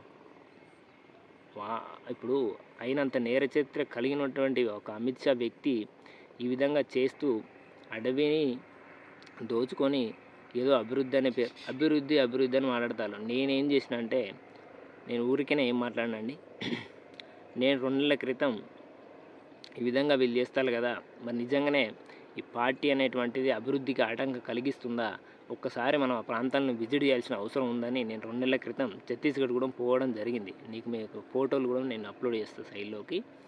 ఛత్తీస్గఢ్లో నేను ఒక 2-3 టూరిస్ట్ ప్లేసులు దిగిన సందర్భంలో సరే అక్కడ పబ్లిక్ ట్రాన్స్పోర్టు మనలాగా ఆర్టీసీ బస్సులు కానీ ఇవి కానీ లేకపోవచ్చు. ప్రజలకు ఇబ్బంది ఎక్కడా నాకు కనిపించలేదు. ఒక మార్కెట్ ప్లేస్కు అక్కడ సంతలు జరుగుతాయి. ఒక సంతకు నేను వెళ్ళినప్పుడు ఆ సంతకు ఎక్కడో మారుమూల గ్రామాల్లో ఉన్నటువంటి రైతులు కానీ లేకపోతే మామూలు ప్రజలు కానీ చిన్న ఆటోలు పట్టుకొని వస్తారు. అక్కడ కన్వీనియంట్గా ఉన్నాయి ఆటో రేట్స్, 10 రూపాయలు, 20 రూపాయలు, 50 రూపాయలు మించి లేదు అక్కడ ఆటో రేటు. ఎక్కడికి పోవాలనుకున్నా ఎక్కడికైనా వెహికల్స్ అవైలబుల్ ఉన్నాయి. నువ్వేం అభివృద్ధి చేసినావు? ఒక్క విలేజ్లో చూసుకుంటే సిటీకి దగ్గర ఉన్నటువంటి జగదల్పూర్ సిటీకి దగ్గర ఉన్నటువంటి విలేజ్లో కూడా, జగదల్పూర్ సిటీకి అనుకున్నటువంటి విలేజ్లో కూడా నువ్వు ఇంతవరకు ఇల్లు కట్టియలేకపోయినావు పేద ప్రజలకు, ఆదివాసులకు. నువ్వేం అభివృద్ధి చేసినావు మరి? ఇప్పుడు ఆపరేషన్ అప్పుడెప్పుడు కాంగ్రెస్ గవర్నమెంట్ ఉన్న పంచలి సల్వాజుడు, green hunt, operation Suraj Kund అంటాడు అటు సైడు, ఇటు ఆపరేషన్ కగార్ అంటాడు, అభివృద్ధి అంటాడు, అదంటాడు, ఇదంటాడు. ఏం చేసినావు మనం? ఒక్క పేద ప్రజలకు ఒక ఇల్లు కట్టించిన ఒక ఊర్లో, జగదల్పూర్ సిటీకి అనుకున్నటువంటి ప్రదేశాలలో మరి పార్టీ ప్రాబల్యం లేదు. నువ్వేం చేసినావు? ఒక ఇల్లు కట్టియగలిగినావా? చూడండి, మీకు తెలిస్తే వాస్తవిక పరిస్థితులు ఏంది, ప్రజల జీవన విధానం ఏ విధంగా ఉన్నది. సరే ఎక్కడో మారుమూల కొండ ప్రాంతాలలో అంటే నువ్వు అభివృద్ధి చేయడానికి పోతే వీళ్ళు పార్టీ అడ్డుకుంటుంది, అక్కడ కాంట్రాక్టర్లను బెదిరిస్తుంది, చంపేస్తుంది, అక్కడ చేయనిత్తలేరు, రోడ్లు ఏనిత్తలేరు, కరెంట్ ఏనిత్తలేరు అని తెగ స్పీచ్లు ఇస్తారు వీళ్ళు, తెలిసిన వాళ్ళు ఆర్ఎస్ఎస్ కార్యకర్తలందరూ. మరి ఒక జగదల్పూర్ సిటీకి అనుకున్నటువంటి విలేజ్లలో నువ్వు ఇల్లు ఎందుకు కట్టియలేకపోయినావు? ఒక పేద ప్రజలకు ఒక స్కూల్ ఎందుకు కట్టియలేకపోయినావు? ఒక హాస్పిటల్ ఎందుకు కట్టియలేకపోయినావు? ఈ 10 సంవత్సరాల కాలంలో నువ్వు పెట్టినటువంటి బడ్జెట్ ఎంత? పార్టీని అణచివేసినందుకే మాత్రం మరి అభివృద్ధికి ఏడా పెట్టినావు నువ్వు బడ్జెట్? ఈరోజు వచ్చి గ్రామానికి 1 కోటి ప్రకటించిండు. ఈరోజు గ్రామానికి 1 కోటి రూపాయలు బట్టి మా తెలంగాణలో కేసీఆర్ ప్రకటించిండు 1 కోటి రూపాయలు, అర్థమైందా? కానీ ఇక్కడ ఏం దోచుకోవడానికి ప్రకటించలేదు కేసీఆర్. ఉన్నటువంటి బడ్జెట్లో కార్పొరేట్ శక్తులు, కార్పొరేట్ సంస్థలను తెచ్చిండు హైదరాబాద్కి. అక్కడ వచ్చినటువంటి ఆదాయంతో కరెంటును సద్వినియోగం చేసుకొని 24 hours కరెంట్ ఇచ్చి కంపెనీలు ఆకర్షించి హైదరాబాద్లో పారిశ్రామికంగా డెవలప్ చేసి ఆ డబ్బును తీసుకొచ్చి మా గ్రామాలలో 1 కోటి రూపాయలు పెట్టిండు. మరి నువ్వేం చేసినావు? 1 కోటి రూపాయలు మా దగ్గర ఎందుకు పెట్టిండు? ఆల్రెడీ మేము ఇల్లు కానీ ఇంకా వేరే ఇతర సౌకర్యాలు కానీ కలిగి ఉన్నాం. కేవలం రోడ్ల నిర్మాణాలకు కానీ గ్రామ పంచాయతీ నిర్మాణాలకు కానీ ఇంకా వేరే అవసరాలకు కానీ ఆ 1 కోటి రూపాయలు వినియోగించుకోవడం జరిగింది. మరి నువ్వు ఇచ్చే 1 కోటి రూపాయలు ఏం సరిపోతాయి? అది దేనికి సరిపోతాయి? ఒక రోడ్ వేసేందుకు నువ్వు ఇచ్చే 1 కోటి రూపాయలు. నువ్వు ఈరోజు 1 కోటి రూపాయలు ఒక గ్రామానికి ప్రకటించి నేను అభివృద్ధి చేస్తే ఛత్తీస్గఢ్ ఏం చేసినావు? అభివృద్ధి ఫార్వర్డ్ బేస్ క్యాంపులు వేసినావు. ప్రతి 5 కిలోమీటర్ల దూరానికి ఒకటి సిఆర్పిఎఫ్ క్యాంపు, ప్రతి 4 కిలోమీటర్ల దూరానికి ఒకటి బిఎస్ఎఫ్ క్యాంపు. ఇవేనా నీ అభివృద్ధి? అక్కడ అసలు క్యాంపులు తెల్లారులెత్తే ప్రజలు మనం గ్రామాలలో చూసుకుంటే మనకు తెలియని విషయం కాదు. ఒక పోలీసోడు వస్తే మన గ్రామంలో నేను చిన్నప్పటికంటే చూస్తాను, ఇప్పటికి కూడా చూస్తాం. మనం ఒక పోలీసోడు ఒక బండి వేసుకొని జీప్ వేసుకొని వస్తే ఒక భయంతో చూస్తాం. మన విలేజ్లోకి వచ్చి వాడు మళ్ళీ వెళ్ళిపోయేవారు. మరి అటువంటిది ప్రతినిత్యం AK-47 వేసుకొని అత్యాధునిక ఆయుధాలు వేసుకొని గ్రామాలలో పోలీసులు CRPFలు ఉంటే అక్కడ ప్రజలు అత్యంత భయంకర పరిస్థితులను చూసుకుంటారు. లేదు బిక్కుబిక్కుమని కలుపుతారు. అంత ఫార్వర్డ్ బేస్ క్యాంపులు వేసి అంత ఆపరేషన్లు చేపట్టాల్సిన అవసరం ఏంది? అక్కడ అంత టెర్రరిస్టులు ఎవరు ఉన్నారు మరి? అంటే నేను ఎందుకు చెప్పదలుచుకున్నానంటే, ఈరోజు ఎవడైనా సరే అణచివేతకు గురైనప్పుడే ఒక రకమైనటువంటి ప్రతిఘటన అనేది జరుగుతుందండి. ఈరోజు కేంద్రం చూసుకున్నట్లయితే కేంద్రమా అమిత్ షానా ట్వీట్ చేస్తాడు ప్రతి ఒక పెద్ద నాయకుడు చచ్చిపోయినప్పుడు. మరి వాళ్ళ చరిత్ర నీకు తెలుసా? అసలు ఇంతకు ప్రజలకు తెలుసా? తెలిసిన ప్రజలు సామాజికవేత్తలు కానీ మేధావులు కానీ ఆ చరిత్రను బయటపెట్టే ప్రయత్నం చేస్తారు. బుక్స్ చదువు తెలుస్తుంది వాళ్ళ చరిత్ర ఏందనేది. ఈరోజు చలపతి చచ్చిపోగానే ట్వీట్ పెట్టడం, ఈరోజు జార్ఖండ్లో వివేకానంద చచ్చిపోగానే ట్వీట్ పెట్టడం గొప్ప విజయంగా భావించడం. ఎవరిని చంపినావు? పాకిస్తాన్ టెర్రరిస్టులు చంపినావా? ఒక్క పాకిస్తాన్ టెర్రరిస్టుని పట్టుకొని హైదరాబాద్లో బాంబులు పెట్టినని పట్టుకొని చంపేందుకే నీకు 10 సంవత్సరాలు పట్టింది నీకు అక్కడ ప్రయోగించి ఇదంతా. అదే పార్టీ ఏదన్నా ఒక్క మనిషిని కానీ అన్యాయంగా చంపినటువంటి ప్రూఫ్స్ ఉన్నాయా? తీవ్రవాదుల కింద ఎట్లా లెక్కెత్తారు వాళ్ళని? ఈ చరిత్ర అంటే ఎటు పోవాలి మరి? ఈరోజు వాళ్ళు చర్చలకు సిద్ధమంటున్నారు కదా. సరే, నువ్వేం చేస్తున్నావు? గుజరాత్లో మిషన్ ఆపరేషన్ చేసినావు. పర్యావరణ అనుమతులు లేకుండా నువ్వు మల్కానగిరి నుంచి వెళ్ళి భద్రాద్రి కొత్తగూడెంకి ఇప్పుడు రైల్వే లైన్ ఏ విధంగా ఇస్తున్నావు? మరి ఏ పర్యావరణ అనుమతులు తీసుకొని రైల్వే లైన్లు ఇస్తాను? అదే బయ్యారంలో ఉక్కు ప్లాంట్ పడాలి మరి పారిశ్రామికంగా. ఇక్కడ ఇనుము నాణ్యత లేదని నువ్వేం చేసినావు? అక్కడ ఛత్తీస్గఢ్లో అండర్ మైనింగ్ చేసి ఓర్ పెట్టి అక్కడ నుంచి డైరెక్టు దంతెవాడ సుక్మా మనకు చూసుకుంటే ఇటు వైజాగ్ స్టీల్కు అండర్ గ్రౌండ్ నుంచి వెళ్ళి టన్నెల్ ద్వారా వెళ్తుంది ఇప్పుడు ఐరన్ ఓర్. అంటే ముడి ఇనుము అనేది ఛత్తీస్గఢ్ ప్రాంతంలో ఉన్నటువంటి ముడి ఇనుము అనేది అండర్ గ్రౌండ్ ద్వారా వెళ్తుంది వైజాగ్కి. మరి అక్కడ ప్రజలకు నువ్వు చేసింది ఏంది? ఏం ఉపాధి అవకాశాలు ఇచ్చినావు ఛత్తీస్గఢ్లో? అంటే స్థానికంగా ఉన్నటువంటి ప్రజలకు ఏ ఉపాధి అవకాశాలు కల్పించినావు? అంటే ఇప్పుడు నా భూమిలో ఎక్కడో ఖనిజ సంపద ఉంటే దాన్ని ఒక పైప్ వేసుకొని తవ్వుకొని పోతూ నా భూమి నేను పైన సాగు చేసుకోవాలి, కింద నువ్వు తవ్వుకొని పోతావు. అంతే కదా. ఇప్పుడు అంటే నాకేమి ఇచ్చినట్టు? అక్కడ ప్రజలు ఎందుకు తిరగబడతారు? అక్కడ ఎందుకు పార్టీ అనేది నక్సలిజం అనేది అంత ప్రాబల్యం ఉన్నది? మరి ఎన్ని కోట్ల బడ్జెట్ ఖర్చు పెట్టి 1,00,000 మంది సైనికులను పెట్టి అక్కడ నువ్వు చేయాల్సిన ఆపరేషన్లు ఎందుకు వచ్చింది? అంటే నువ్వు అక్కడ స్థానికంగా ఫస్ట్ ఏం పరిశ్రమలు పెట్టినావు? గవర్నమెంట్ పరిశ్రమలు. అక్కడ ఉన్నటువంటి ఖనిజ సంపదను దోచుకొని పోతావు. అక్కడ ప్రజల బాగోగులు నీకు అవసరం లేదు. అందుకే కదా అక్కడ ఉద్యమాలు అంతగానో పట్టుతున్నాయి. ఈరోజు నువ్వు 1,00,000 మందిని పెట్టినా కూడా ఒక 500 మంది కూడా 500 మంది కంటే ఎక్కువ చంపలేకపోతున్నాను, 1000 మంది ఉన్నా కూడా. సో అదండి. ఎందుకంటే కేంద్రం అనేది చాలా అహంకారత పూర్తి. ఎందుకంటే వాళ్ళు ఒక స్టెప్ తగ్గి సరే ఇప్పుడు మనం ఎంతో కొంత చేసినటువంటి నువ్వే మోడీయే డబ్బాలు కొట్టుకుంటారు. భారత్ అది చేసినాం, మేము మేక్ ఇన్ ఇండియా చేసినాం, షేక్ ఇన్ ఇండియా చేసినాం, ప్రపంచాలు మొత్తం తిరిగేస్తారు మోడీ హెలికాప్టర్ విమానం వేసుకొని, మేము అభివృద్ధి చేసినాం. అంటే మీరే ఈ 10 సంవత్సరాలనే మీరు అభివృద్ధి చేసిలని ఇంత డబ్బా కొట్టుకుంటే కొన్ని కోట్ల మంది ప్రజలకు ఈరోజు దిగువ మధ్యతరగతి నుంచి వెళ్ళి బిలో పవర్టీ లైన్ నుంచి వెళ్ళి మధ్యతరగతికి రావడానికి కారణం మా భూములు కాపాడింది ఎవరు? మాకు ఇచ్చింది ఎవరు? చరిత్ర ఎవరకు? విప్లవానికి ఉన్నది. అంటే వాళ్ళు అంత కృషి చేసి ఇప్పుడు ఉన్నటువంటి సీనియర్ క్యాడర్ నాయకులు బయటికి రావాలంటే అంత ఈజీగా ఎందుకు వస్తారు? అంటే మేము మా తీవ్రవాదులు మేము లొంగిపోదాన్ని బయటకు వస్తారని ముందుకు వాళ్ళు పెట్టిల్లు కదా కండిషన్లు, ఎంతో కొంత కండిషన్లు పెట్టి ఎందుకు వాళ్ళు ముందుకు వచ్చిళ్ళు? లొంగిపోలేకనే.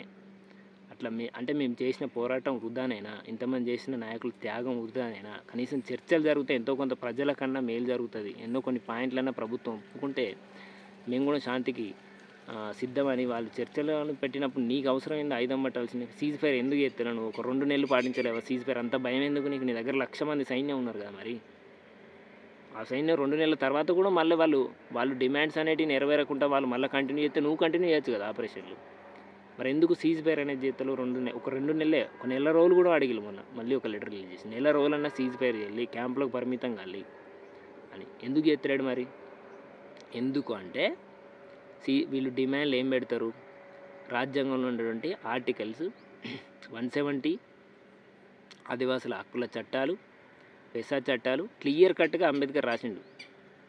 అప్పుడు అణచివేత గురైండు కాబట్టి రాసిండు, క్లియర్ కట్గా రాసిండు. ఆదివాసీ ప్రాంతాల్లో ఏం చేసినా కూడా అక్కడ ఉన్నటువంటి పెసా చట్టం ప్రకారం ఆ గ్రామ సభ యొక్క ఆమోదం పొందిన తర్వాతనే నువ్వు అంబానీ రాని, అదానీ రాని, వాడు అబ్బ రాని, అక్కడ గ్రామంలో ఉన్నటువంటి గ్రామ సభ తీర్మానం చేస్తేనే నువ్వు అక్కడ అడుగుపెట్టి ఏదైనా పని చేసుకోవాలి. ఇది పెసా చట్టం చెప్తుంది. నువ్వు దాన్ని ఎంతవరకు అమలు చేస్తాను? ఈవెన్ సిఆర్పిఎఫ్ క్యాంప్ కాదు, ప్రభుత్వం, కేంద్ర ప్రభుత్వం ఏది పెట్టాలన్నా అక్కడ పెసా చట్టం ప్రకారం గ్రామసభ అనుమతి తీసుకోవాలని రాజ్యాంగంలో క్లియర్ కట్గా రాసినది. మరి ఎంతవరకు పర్మిషన్లు తీసుకొని నువ్వు అక్కడ చేస్తున్నావు? ఇవన్నీ పాటించకుండా నువ్వు రూల్స్ పాటించవు, రెగ్యులేషన్ పాటించవు, ఏమన్నంటే హిందువులను ముస్లింలు రెచ్చగొడతావు, దేశంలో మత కల్లోలను సృష్టిస్తావు.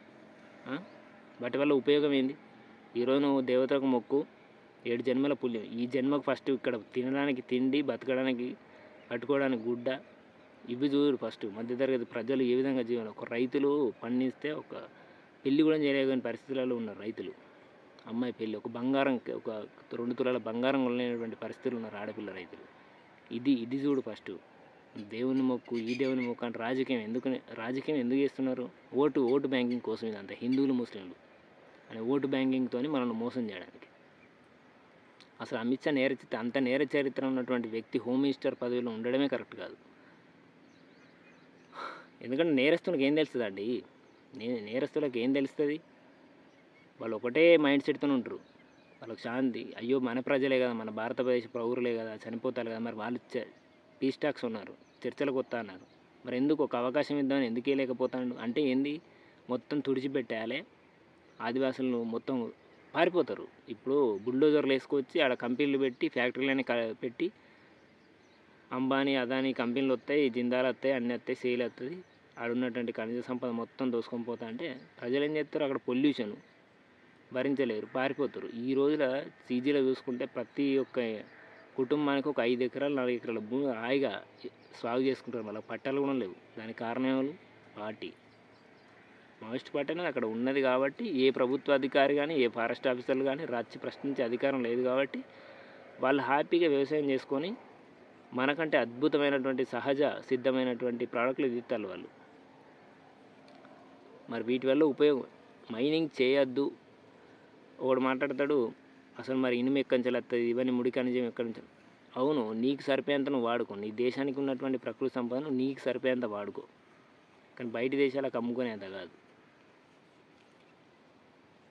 దానివల్ల ఎవరు ఉపయోగం పొందుతారు? రాజకీయ నాయకులు మాత్రమే ఉపయోగం పొందుతారు, కాంట్రాక్టర్లు మాత్రమే ఉపయోగం పొందుతారు.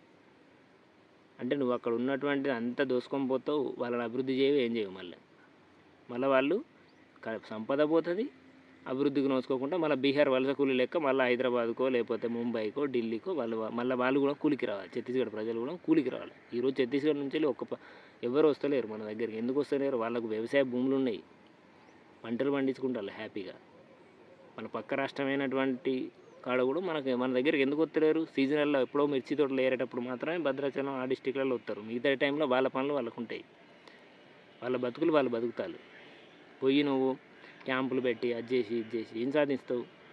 ఎవడైనా మనిషి 100 ఏళ్ళ కంటే ఎక్కువ బతుకుతాడా? ఇది కరెక్ట్ కాదు. అమిత్ షా అనేటువంటి వాడు ఒక హోమ్ మినిస్టర్ పదవిలో ఉన్నాడు కాబట్టి, వాళ్ళు ఇన్ని త్యాగాలు చేసి ఇన్ని చేసిలు కాబట్టి వాళ్ళు తగ్గలేకపోతారు, ముందుకు వచ్చి లొంగిపోలేకపోతారు. వాళ్ళ డిమాండ్స్ కనీసం నువ్వు రౌండ్ టేబుల్ దగ్గర తీసుకురా. పీస్ టాక్స్కు ఎంతోమంది మేధావులు ఉన్నారు, టేబుల్ దగ్గర తీసుకురా వాళ్ళ డిమాండ్స్. మేము ఇవి అయితే చేయగలుగుతాం, ఇవి చేయలేమని స్పష్టంగా చెప్పు. అప్పుడు పోతే అప్పుడు మళ్ళీ వాళ్ళు ఒప్పుకోకపోతే అప్పుడు నీ బలగాలు నీకే ఉన్నాయి కదా, అప్పుడు వాళ్ళు మీరు అప్పుడు తెలుసుకుంటారట. కానీ చర్చలే లేవు. 2026 వరకు ఏది లేకుండా చేస్తాం, ఏమి లేకుండా చేస్తావు, అడవి లేకుండా చేస్తావా? అదే కదా నీ ప్లాను. భద్రాచలంకు కలుపుతాను, మల్కానగిరి నుంచి వెళ్ళి భద్రాచలానికి లైన్ కలపాల్సిన అవసరం ఏంది? రైల్వే లైన్ అంటే భద్రాచలం కలిపితే ఇటు భద్రాచలం నుంచి వెళ్ళి మన న్యూఢిల్లీ ఏమున్నది, ఇంకో 2వ లైన్ ఎత్తాను కదా, మన ఉప్పల్ మీకు వెళ్ళి ఇటు న్యూఢిల్లీకి గుజరాత్ పడుకపోతాడు డైరెక్ట్. గుజరాత్లో అంబానీకో అదానికో ఒక ఫ్యాక్టరీ పెట్టుకుంటాడు. ఇక్కడ మొత్తం ఖనిజ సంపదను అక్కడ తీసుకుపోయి అక్కడ వాళ్ళ రాష్ట్రాలను వాళ్ళ ఉత్తర రాష్ట్రాలను డెవలప్ చేసుకున్నందుకే ఇక్కడ వీళ్ళని చంపుతాడు. ఇదే అమిత్ షా చేస్తున్నటువంటి అభివృద్ధి. అది మనం తెలియక పిచ్చోళ్ళ లెక్క జై హనుమాన్ అని జెండాలు పట్టుకుంటాం, రామ్ రామ్ అని జెండాలు పట్టుకుంటాం, ర్యాలీలు ఇస్తాం, ఏదైనా ముస్లింలు వస్తే మనం కొడతాం, ఇవన్నీ చేస్తాం మనం. ఈరోజు కేంద్రానికి చుక్కలు చూపెట్టినటువంటి హిడ్మా స్టోరీ ఏంది అసలు ఎవరికైనా తెలుసా? అతను ఒక భద్రతా బలగాలను చంపడంలో దిట్ట అని మాత్రమే తెలుసు. ఇంతమందికి తెలిసిలా. ఈరోజు కేంద్ర ప్రభుత్వానికి పెద్దగా సవాలుగా మారిన భద్రతా బలగాలకు సవాలుగా మారినటువంటి హిడ్మా స్టోరీ ఏం తెలుసు వీళ్ళకు? హిడ్మా వాళ్ళ చెల్లె మళ్ళీ చెప్తాను, ఎందుకంటే హిడ్మా తెలియని వాళ్ళు లేరు. ఇప్పుడు ఓపెన్ సీక్రెట్, ఇది పెద్ద విషయం కాదు. హిడ్మా పోలీసుల టార్గెట్. ఇప్పుడున్నటువంటి పరిస్థితుల్లో హిడ్మా పెద్ద నాయకుడు, మిలిటరీ నాయకుడు కాబట్టి పోలీసుల టార్గెట్. అమిత్ షా టార్గెట్ కూడా. ఎందుకంటే లాస్ట్ ఇయర్ మనం లాస్ట్ 6 months బ్యాక్ చూసుకుంటే హిడ్మా ఊర్లోకి పోయి నేను రేషన్ కార్డు ఇస్తా, 6 కిలో బియ్యం ఇస్తా మీకు పూవర్తి గ్రామంలో చేసిండు ఇదంతా ప్రకటనలు.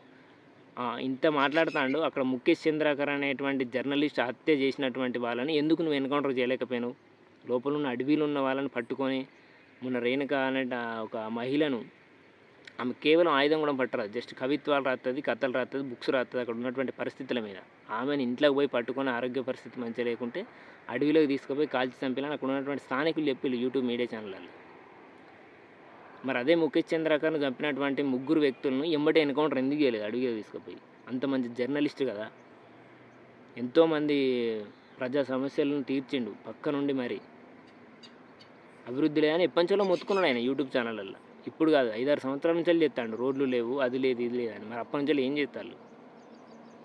వాళ్ళని ఎన్కౌంటర్ చేయరు, వాళ్ళని కోర్టులలో పెట్టి, ఎందుకంటే వీళ్ళే చేయించలేదు కదా, న్యూస్ కవరేజ్ చేస్తాడు కదా, వీళ్ళే హత్య చేయించాలి బీజేపీ నాయకులు కాబట్టి మళ్ళీ వాళ్ళని ఏదో రకంగా బయటికి తీసుకోవాలి. అదే బయట ఉంటే మావోయిస్టులు చంపేస్తారని లోపల పంపించారు జైలుకు, మళ్ళీ ఇప్పుడు బయటికి తీసుకొస్తారు. సో ఇదండి. అంటే హిడ్మా గురించి నేను ఎందుకు మాట్లాడుతున్నానంటే, అంత పెద్ద స్థాయి కాదు, అతని గురించి మాట్లాడాల్సిన అర్హత కూడా మనకు లేదు. ఒక రకంగా చెప్పాలంటే అంత వ్యక్తి అంత ప్రతిఘటన ఎదుర్కొన్నాడు కాబట్టి అంత పెద్ద లీడర్ అయింది. ఈ రోజున అంత పెద్ద టార్గెట్గా మారింది. ఎందుకంటే అతను 17-16 సంవత్సరాల వయసులో ఉన్నప్పుడు తెందుపత్త అంటారు అక్కడ, అంటే బీడి ఆకు ఏరడానికి కానీ పశువులు మేపుకోవడానికి కానీ స్థానిక ఉన్నటువంటి ఆదివాసులు అడవిలోకి వెళ్తారు. వెళ్ళినప్పుడు వీళ్ళ చెల్లె ఒక్క అనడామే అట్లా అడవిలోకి చిన్న పశువులు మేపడానికి, మేకలు మేపడానికి, ఏదో మేపడానికి వెళ్ళింది. అటువైపుగా వచ్చినటువంటి పోలీసు బలగాలు, సిఆర్పిఎఫ్ వాళ్ళు అమ్మాయిని చూసి, గిరిజన మహిళలు కొద్దిగా మంచిగా ఉంటారు కదా, అమ్మాయిని తీసుకుపోయి రేప్ చేసిండు, అత్యాచారం చేసిండు. అమ్మాయిని అత్యాచారం చేస్తే ఆమె మైనర్, ఇంకా మేజర్ కూడా కాదు, 16 సంవత్సరాలు 17 సంవత్సరాలు. విపరీతంగా పోలీస్ డిపార్ట్మెంట్ వాళ్ళు ఎట్లుంటారు, 2 చేసిళ్ళు, 1 చేసిళ్ళు, ఎంతమంది చేసిళ్ళు తెలియదు. రక్తస్రావం అయి తీవ్రంగా అనారోగ్యానికి గురైతే ఆమెను పట్టుకొని హాస్పిటల్కి పోతే హాస్పిటల్లో పైసలు లేవని పొమ్మన్నారు. హిడ్మా పట్టుకొని పోతే పైసలు లేవని పొమ్మన్నారు వాళ్ళ అక్కను. పోలీస్ స్టేషన్ పోయి కేసు నమోదు చేద్దామని పోతే అప్పటికే పోలీసు వాళ్ళు కాబట్టి వీళ్ళు రేప్ చేసిన వాళ్ళు ఫోన్ చేసుకున్నారో ఏం చేసుకున్నారో అక్కడ కేసు నమోదు చేయలేదు, కంప్లైంట్ తీసుకోలేదు. హిడ్మా వాళ్ళ చెల్లె చనిపోయింది 3 రోజుల తర్వాత. ఇది ఎవరికి తెలుసు? ఇది ఎంతవరకు తెలుసు? ఈరోజు అమిత్ షా ట్వీట్ చేస్తాడు, ప్రతి మరణానికి ట్వీట్ చేస్తాడు. వాళ్ళు అనుకున్న చరిత్ర ఏం తెలుసు, వాళ్ళు ఎందుకు అట్లా మారాలని ఏం తెలుసు? వాళ్ళ చెల్లె అత్యాచారం, ఒక పోలీస్ చేతులు అత్యాచారం చేయబడి, రేప్ చేయబడి, చంపబడితే కంప్లైంట్ తీసుకునే నాదు లేడు అక్కడ. అప్పుడు సొసైటీ మీద విరక్తి చెందితే అప్పుడు అక్కడ ఉన్నటువంటి పార్టీ సభ్యులు వచ్చి మీ కుటుంబానికి మేము అండగా ఉంటాం, ఈ సొసైటీ కరెక్ట్ కాదు, దీనికోసం నువ్వు ఉద్యమం చేయాలి అని వాళ్ళు తీసుకొని పోతే బాల సంఘటనలలో చేరి చిన్నగా అంచెలంచెలుగా ఆయన ఆ స్థాయికి ఎదగగలిగి. అదే నువ్వు పోలీసు వాళ్ళు కంప్లైంట్, జరిగిన అన్యాయానికి కంప్లైంట్ తీసుకొని కంప్లైంట్ రిజిస్టర్ చేసి ఆ రోజున కనుక నువ్వు శిక్ష పడేటట్టు చేస్తే ఈరోజు హిడ్మా ఎందుకు తయారయ్యేవాళ్ళు? అంటే ప్రజలకు ఏంటిది అక్కడ కనబడేది ఏంటిది మనకు స్పష్టంగా? ఎక్కడైతే దోపిడీ, ఎక్కడైతే అణచివేత, ఎక్కడైతే అన్యాయం అనేది తీవ్ర స్థాయిలో ఉంటుందో అక్కడి నుంచి వెళ్ళే ప్రతిఘటన అనేది పుట్టుకొస్తుంది. ఒక చిన్న ఇన్సిడెంట్, హిడ్మా ఇన్సిడెంట్ చాలు. అట్లాంటి వాళ్ళు ఎంతమంది పార్టీలకు వాళ్ళ ప్రాణాలు పనంగా పెట్టి పోతున్నారంటే, ఈరోజు బయట కూలికి పోతే 500 వస్తున్నాయి, సాయంత్రానికి ఒక బీర్ తాగొచ్చు, పడుకోవచ్చు, బయట విపరీతమైన అవకాశాలు ఉన్నాయి, చేసుకోవచ్చు. కానీ ఎందుకు పోతారు మరి? ఇప్పటికీ ఎందుకు అక్కడ పోతారంటే అక్కడ ఉన్నటువంటి పరిస్థితులు అట్లున్నాయి. మన తెలుగు రాష్ట్రాల నుంచే లేకపోవచ్చు, ఛత్తీస్గఢ్లో ఇంకా అదే పరిస్థితులు ఉన్నాయి. గ్రామాలలో చూసుకుంటే అభివృద్ధి ఎన్ని వేల కోట్లు బడ్జెట్ పెట్టినా ఒక ఇల్లు లేదండి. నేను స్వయంగా పోయి చూసిన, నేను ప్రతి గ్రామంలో, అంటే నేను వెళ్ళేటువంటి టూరిస్ట్ ప్లేస్లలో మధ్యలో మన గ్రామాలు వెళ్తే ఏ ఊర్లో పక్కా ఇల్లు లేదు, ఏ ఊర్లో గవర్నమెంట్ స్కూల్ కరెక్ట్ లేదు. ఏమనంటే వీళ్ళు పార్టీ అడ్డుకున్న జగదల్పూర్ సిటీకి ఆనుకున్నటువంటి గ్రామాలలో నువ్వు అభివృద్ధి చేస్తే ఏ పార్టీ అడ్డుకున్నది? పక్కనే జగదల్పూర్ అనేది పెద్ద సిటీ, ఆ సిటీ పక్కనే ఉన్నటువంటి గ్రామాలలో కూడా లేదు, ఒక ఇల్లు లేదు. ఎవరికి నువ్వు గవర్నమెంట్ ఇల్లు కట్టి తీసుకోరా వాళ్ళు?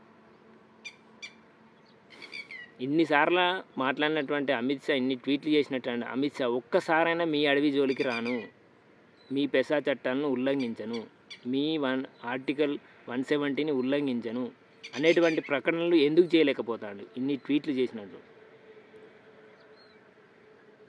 అంటే మొత్తానికి ప్రశ్నించేటోళ్ళు ఎవ్వరు లేకపోతే, ఎదురు తిరిగేటోళ్ళు ఎవ్వరు లేకపోతే, మీకు రేషన్ కార్డు బియ్యం ఇస్తా, నెలకు 5 కిలోలు తినుకుంటా మాకుంద కూలికి రాలి, నార్త్ ఇండియాకు మేము పట్టుకపోతాను మీ ఖనిజాన్ని అంతా, మళ్ళీ మీరు మా దగ్గరికి కూలికి రాలి, అక్కడికి హైదరాబాద్ పోలి లేదంటే ముంబై పోలి కూలికి, ఇక్కడ భూములు పనికి రాకుండా చేస్తే అడవినంతా దోసుకొని పోతా, మీకు రేషన్ కార్డు బియ్యం ఇస్తా బతకడానికి తినడానికి, మీరు ఇట్లనే దరిద్రులు ఉండాలి, మేము మాత్రం సంపన్నులు ఉంటాం, ఏసీ కార్లలో తిరుగుతాం, పార్లమెంట్ రాజకీయాలు చేస్తాం, హత్యలు చేస్తాం.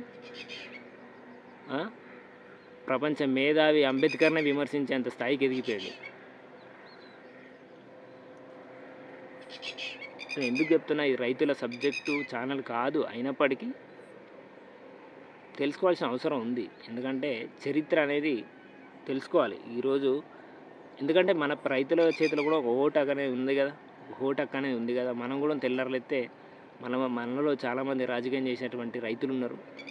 మన వల్ల మన కుటుంబంలో ఒక 10 మంది అన్న ఇట్లాంటి ఫాసిస్ట్ ప్రభుత్వాలని పడగొట్టడానికి మనవంతు కృషి చేయాలనే ఉద్దేశంతోనే నేను ఈ వీడియో చేయడం జరిగింది. ఎందుకంటే ఆవేదన అనేది నాకు లోపల నుంచి ఎన్నో రోజుల నుంచి మనకెందుకులే అని అనుకున్నా, కానీ ఈరోజు ఆయన పెట్టేటువంటి ట్వీట్లు కానీ చేస్తున్నటువంటి, అంటే ఒక వ్యక్తి ఇప్పుడు మనం ఏదైనా గొడవకు పోయినప్పుడు ఒక వ్యక్తి అవతలి వ్యక్తి తగ్గినప్పుడు నువ్వు తగ్గి ఆ సమస్య పరిష్కారానికి కృషి చేయాలి.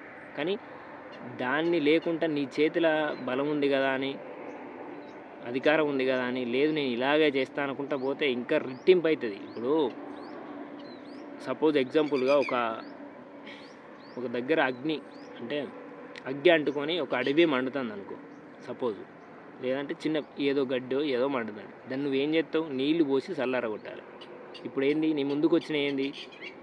చర్చల లెటర్లు వచ్చినాయి వాళ్ళ దగ్గర నుంచి. వాళ్ళు ఏంది నీళ్ళని రిలీజ్ చేసి మేము చర్చలకు సిద్ధం. చర్చలు అనేవి ఈ ఎగ్జాంపుల్ చూస్తే ఒక రకంగా నీళ్ళు, ఆ నీళ్ళు చర్చలు, వాళ్ళ డిమాండ్స్ ఏందనేది ఆ నీళ్ళతో కొట్టి మీ డిమాండ్స్ ఇవి చేయాలి, ఇవి చేస్తామని నువ్వు చర్చలో కూర్చో. అంతేగాని అడవి తగలబడతాడు ఇంకా అగ్నిని ఇంకా నువ్వేం చేస్తాను దానికి పొగెత్తాను. అమిత్ షా ఏం చేస్తాడు? అగ్గి మండుతుందంటే దానికి ఇంకింత గడ్డి ఎత్తాడు, తలగబడని అని ఇంకింత గడ్డి ఎత్తాడు. అది ఎక్కడికి పోతా అంటే కాంగ్రెస్ ప్రభుత్వ హయాంలో ఇలాగే జరిగినప్పుడు 70 మంది కాంగ్రెస్ నాయకులు లేచిపోయారు. దానికి ఎవడిచ్చింది సమాధానం? అప్పుడు తగ్గిలి కాంగ్రెస్ నాయకులు. సల్వాజూడం తర్వాత అప్పుడు తగ్గింది కాంగ్రెస్ ప్రభుత్వం. వాళ్ళు ప్రాణాలు తగ్గించి పేర్లు, వాళ్ళు రేపు పొద్దున ఏ అటాకులు చేసినా కూడా పోయే ప్రాణాలు ఎవరై. మీకేమైతే మీకు ఫుల్ సెక్యూరిటీ ఉంది కదా, అమిత్ షాకు చుట్టూ 100 మంది సెక్యూరిటీ ఉన్నారు కదా, జెడ్ కేటగిరీ సెక్యూరిటీ, నాకేమవుతుంది అని అనుకుంటాడు. ఇది కరెక్ట్ కాదు. అమిత్ షా గారు తక్షణమే ఖచ్చితంగా శాంతి చర్చలకు రావాలి, డిమాండ్స్కి ముందుకు రావాలి. వచ్చి వాళ్ళ డిమాండ్స్ ఏంటి, నువ్వు అమలు పరిచేటి ఏంటి, అమలు పరచలేనివేంటి అనేది నువ్వు స్పష్టంగా ప్రజలు నిన్ను ఎన్నుకున్నారు కాబట్టి పార్లమెంటు సాక్షిగా నువ్వు ప్రజలకు నేను ఇవి చేయలేకపోతున్నాను, ప్రభుత్వ పరంగా మేము ఇవి చేయలేము, మీ డిమాండ్స్ కరెక్ట్ కాదు అని ప్రజల ముందు పెట్టు. నువ్వు అమలు చేయకపోవడానికి కారణాలు ఏంది, నీ పరిస్థితులు ఏంది ప్రభుత్వం పరంగా అవి ముందు పెట్టు ప్రజలు. అప్పుడు ప్రజలు మిమ్మల్నే మెచ్చుకుంటారు కదా, వీళ్ళు చేసే పోరాటం తప్ప, ఆయుధాలు బట్టి అడవులకు వెళ్ళడం తప్ప అనేది ప్రజలు ఒప్పుకుంటారు కదా. అప్పుడు ఎవరు దోషులు ఎవరు అదే అనేది వాళ్ళ డిమాండ్స్.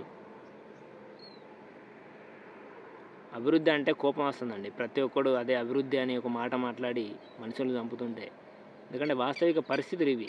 బీహార్ రాష్ట్రం అత్యంత వెనుకబడి ఉన్నది ఇప్పటికీ. రౌడీ షీటర్లు తయారవుతారు. మనం చూసుకునే ఇండియాలో మొత్తం క్రైమ్ రేట్ మొత్తం బీహార్ నుంచి అవుతుంది.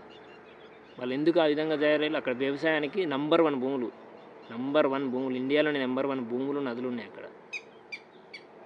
అక్కడ ప్రాజెక్టులు చేయి, అభివృద్ధి చేయి, తీసుకుపోయి ప్రాజెక్టులు కట్టు, వ్యవసాయానుగుణంగా మార్చు, ప్రజలను మార్చు. ఎడ్యుకేషన్ సిస్టమ్ లేదు అక్కడ, ఇంతవరకు లిటరేచరే మొత్తం. గ్రామాలల్లో. ఎవడు చదువుకున్నోడు లేడు. ఐదారు తరగతి కంటే ఎక్కువ చదువుతున్నాడు. మరి అక్కడ ఏ పార్టీ ఉన్నది? అక్కడ ఏం మావోయిస్ట్ పార్టీ ఉన్నదని అభివృద్ధి చేస్తలేవు. ఈరోజు వచ్చి ఓన్లీ దండకారణ్యం, బీజాపూరు, సుక్మా అంటావు, అబుజ్మాడ్ మొత్తం నేను లేకుండా చెప్తా. 4 జిల్లాలే ఉన్నారు, 2 జిల్లాలే ఉన్నారు, ఒక్క ఇంటిలో ఉన్నా కూడా ప్రతిఘటన స్టార్ట్ అవుతుంది. అల్లూరు సీతారామరాజు ఒక్కడే బ్రిటిష్ ప్రభుత్వానికి ఎదురు తిరిగింది, నిలబడ్డది. విప్లవ జ్యోతి అల్లూరు సీతారామరాజు ఒక్కడే.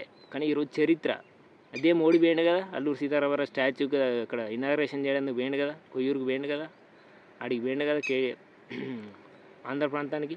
ఆయన చరిత్ర ఏంది మరి? ఆయన ఒక్కడే కదా ప్రతిఘటించింది. ఈరోజు 100 మందిని చంపినా 1000 మంది వస్తారు, 1000 మందిని చంపినా 2000 మంది. సమస్యకు పరిష్కారం అది కాదు. వాళ్ళు శాంతి చర్చలు అన్నారు, ఆ విధంగా ముందుకు వచ్చేళ్ళు. కాబట్టి నువ్వు చర్చలు జరుపు. రాజశేఖర రెడ్డి అని తెలియదు కూడా ఏం కాదు జరిపినవు. తర్వాత వాళ్ళ డిమాండ్స్ నెరవేరక కొంత నష్టం జరగచ్చు. వాళ్ళ లోపల ఆ చర్చల వల్ల 100 మంది ప్రాణాలు పోవచ్చు. కానీ 1000 మందికి రైతులకు మాత్రం భూమి అయితే లభించింది కదా చర్చల ఫలితంగా. 3 లక్షల ఎకరాల సాగు భూమి లభించిందంటే మామూలు విషయమా? ఒక కోర్టులో ఒక కేసు వేసి ఒక ఎకరం ల్యాండ్కి తిరిగితే ఒక 10 సంవత్సరాలు మాట్లాడిన రైతులకు తెలుసు. నీ చేతిలో అధికారం ఉన్నది కదా అని హత్యలు చేసి తప్పించుకుంటావు. నువ్వు జడ్జీలు మారుతావు, జడ్జీలని హత్య చేస్తావు, కేసుని సిబిఐని మూలం తప్పుదోవ పట్టిస్తావు. నువ్వు నీ చేతిలో అధికారం ఉన్నది కాబట్టి. అదే మాలాంటి సామాన్యులు ఎదుర్కొనే పరిస్థితులు ఏంది నీకేం తెలుస్తుంది? సో ఇది కరెక్ట్ కాదు. ఎందుకంటే రైతులైనా సరే ఇట్లాంటి వాటి మీద ఎంతో కొంత ఉద్యమాలకు వాళ్ళు ఉప్పు తిన్నాం కాబట్టి వాళ్ళు చనిపోతుంటే వాళ్ళ శవాల మీద కూర్చొని తిన్నట్టు అనిపిస్తుంది. ప్రతి ముద్ద అన్నం తింటే వాళ్ళ శవాల మీద కూర్చొని అన్నం తింటామా అన్నట్టుగా అనిపిస్తుంది ప్రతిరోజు. ఎందుకంటే చరిత్ర తెలిసిన వాళ్ళం, పోరాటాల గురించి తెలిసిన వాళ్ళం కాబట్టి ఎంతో కొంత మనవంతు ప్రయత్నంగా చెయ్యాలనే ఉద్దేశంతో నేను ఈ వీడియో చేస్తున్నాను తప్ప లేదంటే వేరే ఉద్దేశంతో కాదు.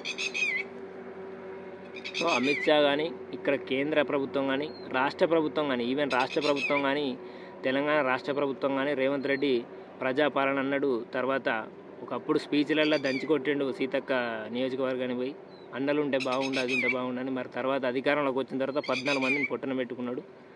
ఇది ఇక్కడికి రాష్ట్ర ప్రభుత్వం అయినా సరే నీ రాష్ట్రంలో ఉన్నటువంటి మన తెలంగాణ రాష్ట్రంలో ఉన్నటువంటి నాయకులే మెయిన్ క్యాడర్ ఉన్నారు కాబట్టి కనీసం రాష్ట్ర ప్రభుత్వాన్ని ముందుకు వచ్చి పీక్ స్టాక్ చర్చలకు సిద్ధం. మేము మా ప్రభుత్వ పరంగా తెలంగాణలో మేము చర్చలకు సిద్ధం. అధికారం కేంద్రం ప్రభుత్వం సిద్ధంగా లేకపోయినప్పటికీ మేము సిద్ధం. మీకు కావాల్సిన ఏంది?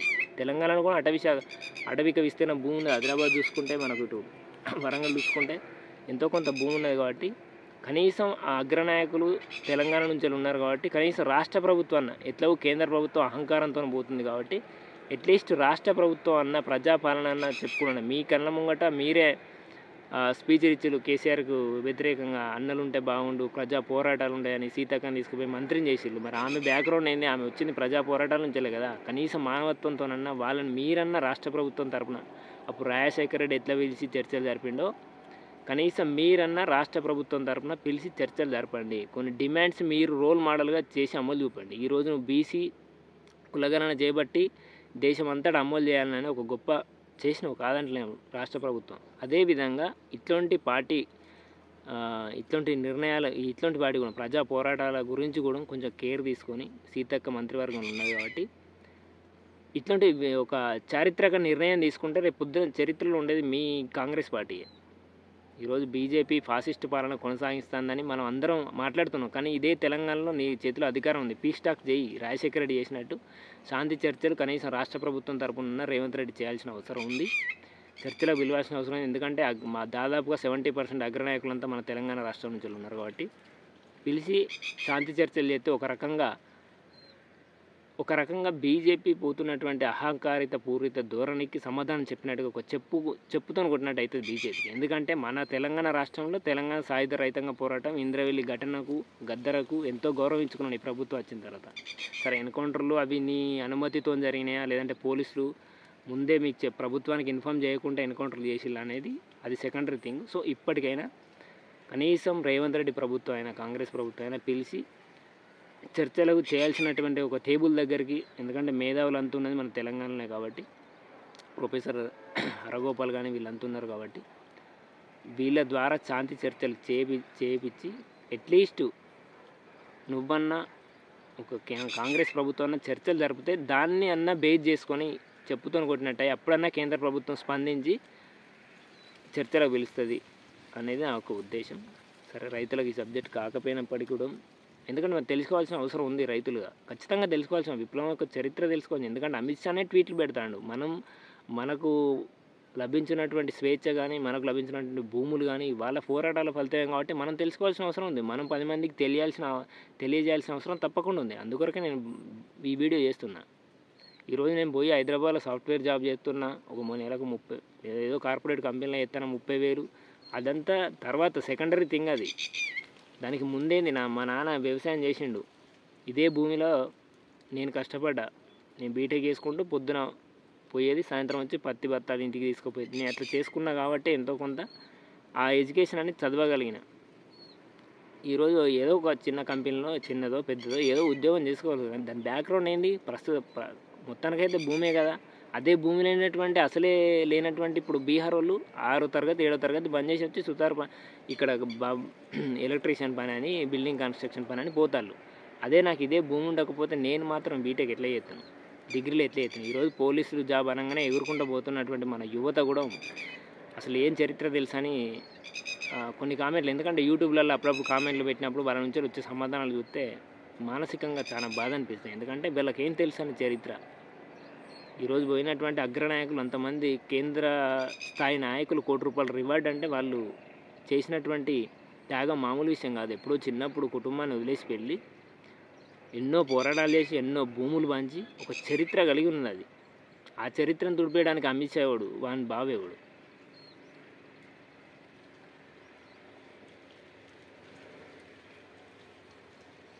ఎందుకంటే ఇది కరెక్ట్ కాదు.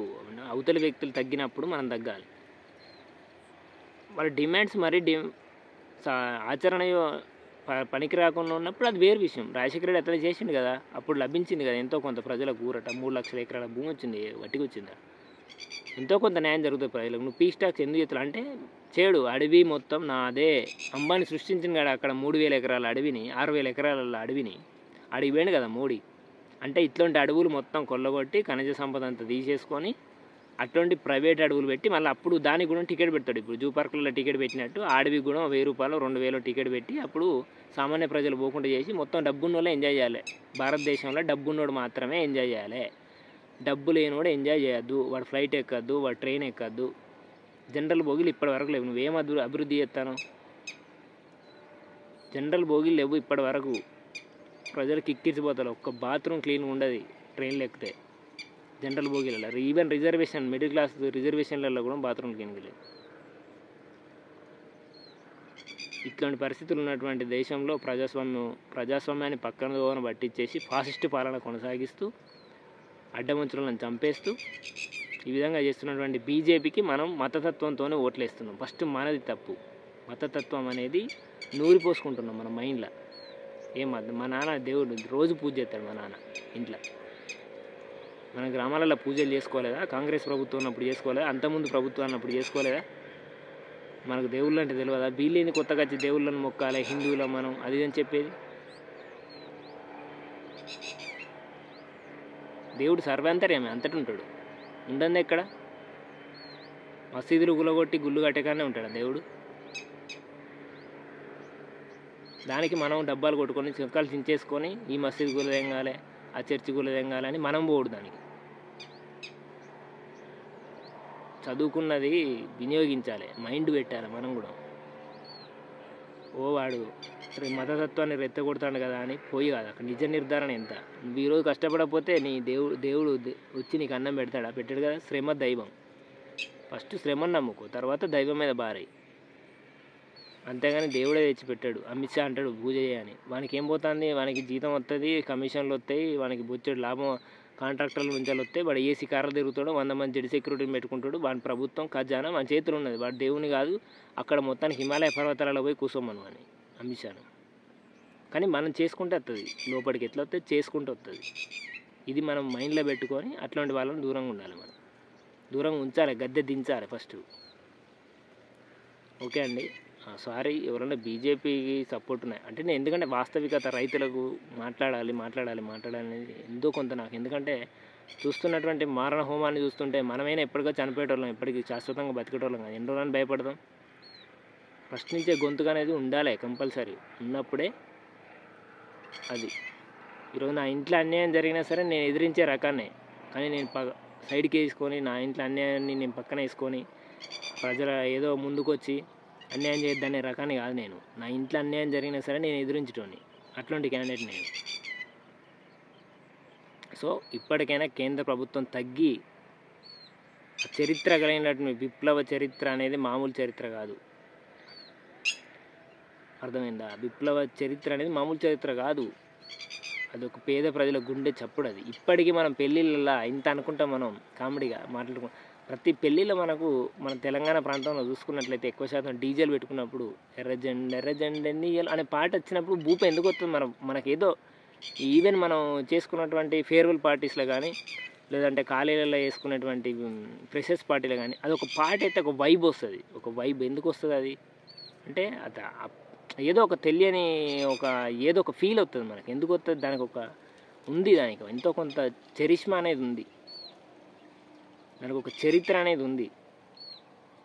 అంతేగాని నువ్వేదో ఈరోజు నువ్వు హత్యలు చేసుకుంటూ పోయి బ్రోకరేజం చేసుకుంటూ పోయి నువ్వు మార్బుల్ వ్యాపారస్తులను బెదిరించిన వాడిని మన దగ్గర డబ్బులు కొట్టేసి వాడిని హత్యలు చేసి వీడిని హత్యలు చేసి ఆ హత్యల నుంచి తప్పించుకోవడానికి బాంబేకి పారిపోయి మళ్ళీ బాంబేలో హోమ్ మినిస్టర్ అయ్యి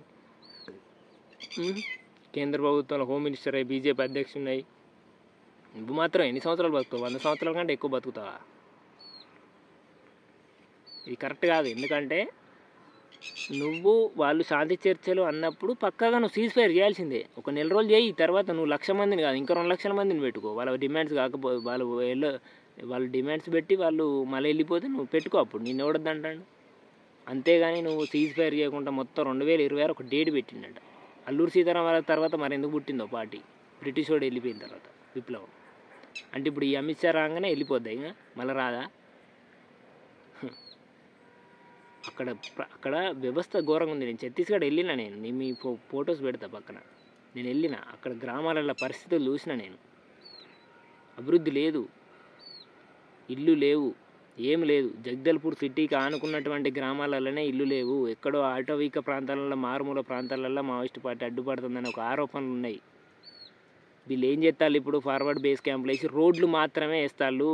ఆ ₹1 కోటి రోడ్లు మాత్రమే వేస్తారు. ఎందుకంటే టిప్పర్ లారీలు తిరగాలి ఖనిజ సంపద కోసం, బుల్డోజర్లు రావాలి, క్రెయిన్లు రావాలి, ట్రైన్ రూట్ వేస్తాడు, రోడ్లు మాత్రం సౌకర్యం చేస్తాడు. ఎందుకంటే వీనికి అవసరం. కరెంటు సౌకర్యం చేస్తాడు ఎందుకంటే అవసరం వీనికి. ఇక్కడ ఖనిజ సంపదను దోచుకోపోవడానికి అవసరం రోడ్లు, అవన్నీ రావడానికి. అక్కడ ఉన్నటువంటి పర్యావరణాన్ని ఒక భారతదేశానికి ఇప్పుడు ఒక రకంగా చెప్పుకోవాలంటే గుండెకాయగా మారినటువంటి దండకార్యాన్ని ఘోరంగా దోచుకోవడానికి ప్రయత్నం చేస్తాను. ఇది దోచుకోకపోతే అసలు ఏం లేనట్టుగానే, అసలు దేశం అడకతింటున్నట్టుగానే చేస్తాను. మరి నాకెందుకు అర్థమవుతలేదు. బొచ్చడు ఐటీ సెక్టర్ డెవలప్ అయింది, ఎక్కడి నుంచో వచ్చి కంపెనీలు పెడతారు ఐటీ కంపెనీలు. దానికి ఏ ముడిసరికి అవసరం లేదే. ఇప్పుడు హైదరాబాద్ డెవలప్ అయింది, కొన్ని 100 మంది కంపెనీలు తీసుకొచ్చి పెట్టి ఐటీ కంపెనీలు. దానికి కావాల్సింది ఓన్లీ పవర్. ఆ పవర్ ఒక్కటి కేసీఆర్ ఇచ్చిండు, 24 hours ఇచ్చిండు. కాబట్టి ఈరోజు వస్తానే కంపెనీలు హైదరాబాద్కు. దానికి ఏం ముడిసరికి ఇచ్చిండు కేసీఆర్? తవ్వుకపోయి ఇచ్చిండా? ఏ బాక్సైడ్ తవ్వుకపోయి ఇచ్చిండా? లేకపోతే ఐరన్ తవ్వుకపోయి ఇచ్చిండా? ఏం తవ్వుకపోయి ఇచ్చిండు? మరి హైదరాబాద్ ఈరోజు కేంద్రంగా ఎందుకు మారింది? ఎంత ఆదాయం ఎందుకు వస్తుంది? ఛత్తీస్గఢ్లో ఉన్నటువంటి ఖనిజ సంపదతోని మాత్రమే నువ్వు చేయలేవు. డెవలప్మెంట్ చేయి, ప్రతి రాష్ట్రంలో ఐటీ సెక్టర్ని డెవలప్ చేయి. అప్పుడు ప్రపంచ దేశాల నుంచి ఐటీ సెక్టర్ వస్తుంది, యువతకు ఉపాధి లభిస్తుంది, అన్నీ లభిస్తాయి. అంతేగాని ముడిసరుకు నమ్ముకుంటే లాభం ఎవరికి వస్తుంది?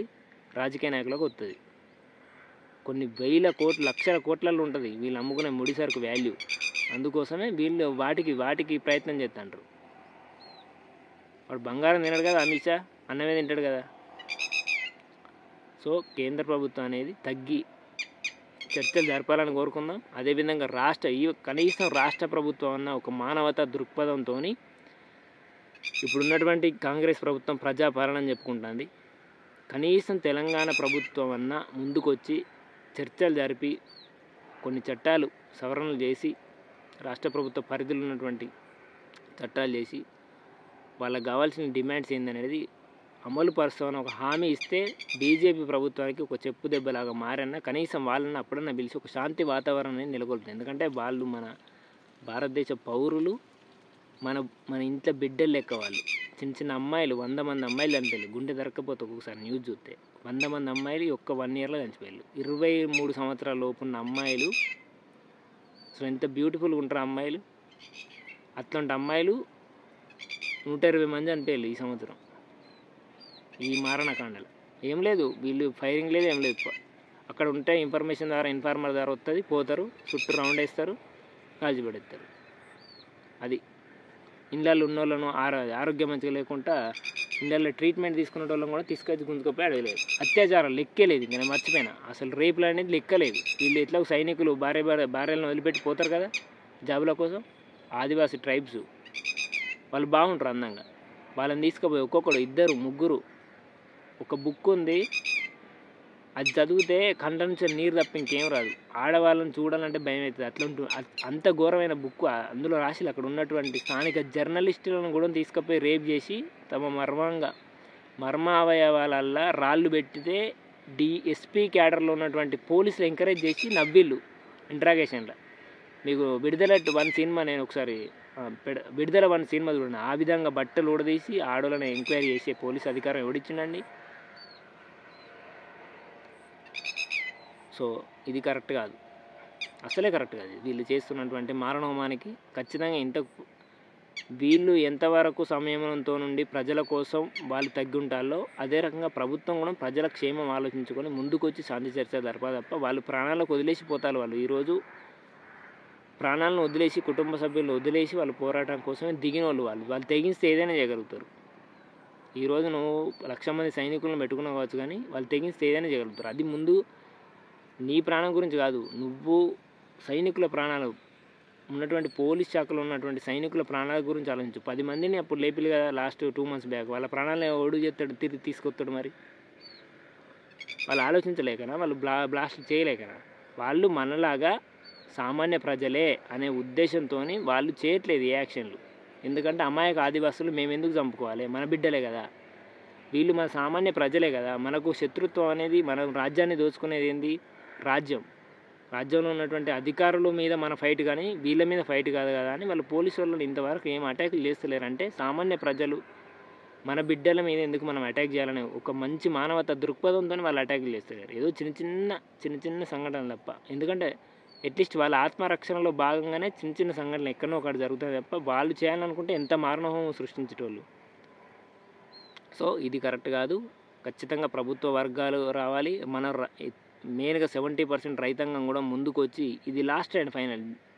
ఎందుకంటే ఇది లాస్ట్ స్టేజ్లో ఉన్నది. ఒక 60-70 సంవత్సరాలు కలిగినటువంటి విప్లవ చరిత్రకు ఇది లాస్ట్ స్టేజ్ ఉన్నది. కాబట్టి ఈ స్టేజ్లో మనం ప్రభుత్వం మెడలు వంచి కావాల్సిన చట్టాలు అనేవి సవరణలు చేయించుకొని వాళ్ళు మనలాగానే జనజీవన స్రవంతిలో కలిసి మనలాగా హ్యాపీగా బతకాలని మనం కోరుకోవాలి. ఎందుకంటే ఇన్ని రోజులు కష్టపడుతూ వస్తున్నారు. ఇప్పుడు వాళ్ళకు ఊపిరి ఆడనటువంటి పరిస్థితి అడవిలో.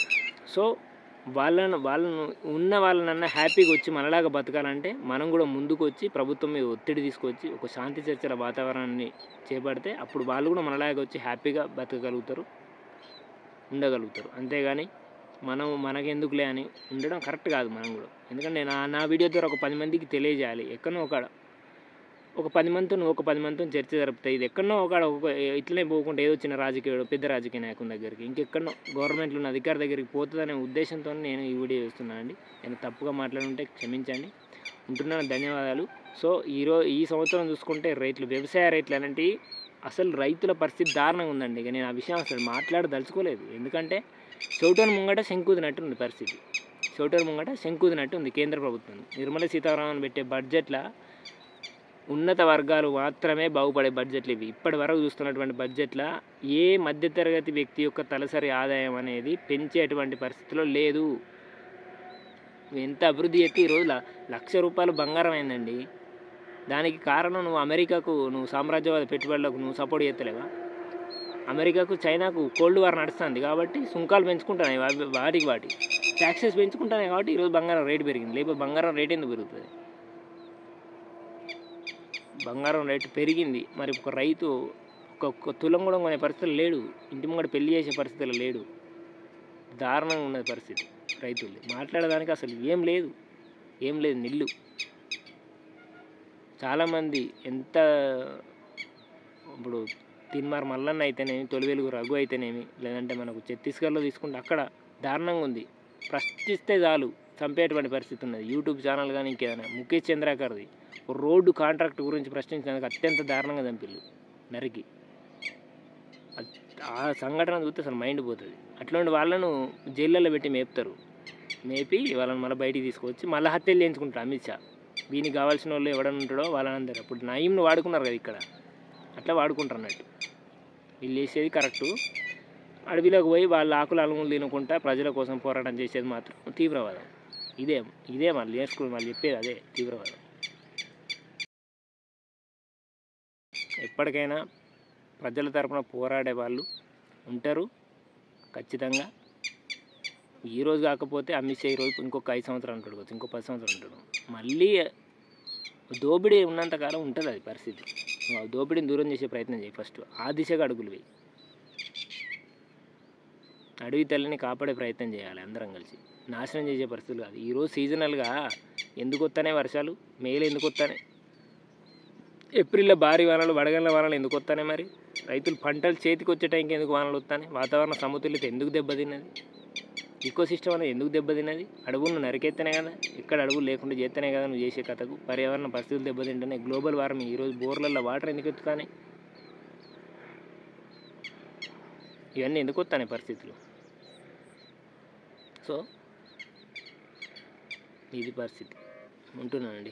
ధన్యవాదాలు. ఏం తెలుసుకోవాలి. ఏం మాట్లాడినా వీళ్ళకి చెవుల వాళ్ళకి ఏం చెప్పే పరిస్థితిలో లేదు. ఎంతోమంది మేధావులు మొత్తుకుంటారు, అయినా సరే వాళ్ళు చెవుల మీద పెయిన్ బార్ అంటున్నా అనబడట్లేదు. సరే, ప్రతి దానికి ఒక టైం అంటూ వస్తుంది. ఆ టైం వచ్చినప్పుడు ఏది అన్యాయం ఏది న్యాయం అనేది, చివరికి ఏది గెలుతుంది అనేది ఉంటుంది. ఈరోజు అల్లూరు సీతారామరావును పట్టుకొని చంపిన తర్వాత స్వాతంత్రం మళ్ళీ రాక మానలేదు. భారతదేశానికి స్వాతంత్రం వచ్చింది. ఈరోజు నువ్వు 100 మందిని 500 మందిని చంపుతావు, 2000 కథం చేస్తావు కావచ్చు. మళ్ళీ అడవి దోసుకొని పోయినప్పుడు అక్కడ ఆదివాసులు మళ్ళీ తిరగబడతారు. అక్కడ పెద్ద ఎత్తున జరుగుతాయి. ఇంకా అప్పుడు డైరెక్ట్ పబ్లిక్నే పోరాడతారు. అప్పుడు తెలుస్తాయి నీకు అసలు నేను ఎందుకు అప్పుడు చర్చలు జరపలేదు అనేది నీకు అప్పుడు తెలుస్తుంది, ఇప్పుడు కాదు. సో केंद्रीय गृह मंत्री अमित शाह को भी और छत्तीसगढ़ का गृह मंत्री विजय शर्मा को भी मेरे तरफ से भी एक विषय मांगना चाहता हूँ. उन लोग ऑलरेडी शांति वार्ता के लिए वो लेटर रिलीज़ किया, प्रेस नोट रिलीज़ किया. वो लोग ऑलरेडी सीज फायर को भी तैयार हैं. आप लोग भी तुम्हारी तरफ से, गवर्नमेंट तरफ से सीज फायर जल्दी से जल्दी शुरू करना पड़ता. सीज फायर करने के बाद उन लोगों को बुला के एक शांति चर्चा होना चाहिए. उसके बाद बस्तर में पूरा विकास का काम शुरू करो. गरीब लोगों को मकान बना दो, उन लोगों को पढ़ने को, उनको बच्ची को पढ़ने को स्कूल, हॉस्पिटल और आंगनवाड़ी बना दो. गांव में कोई भी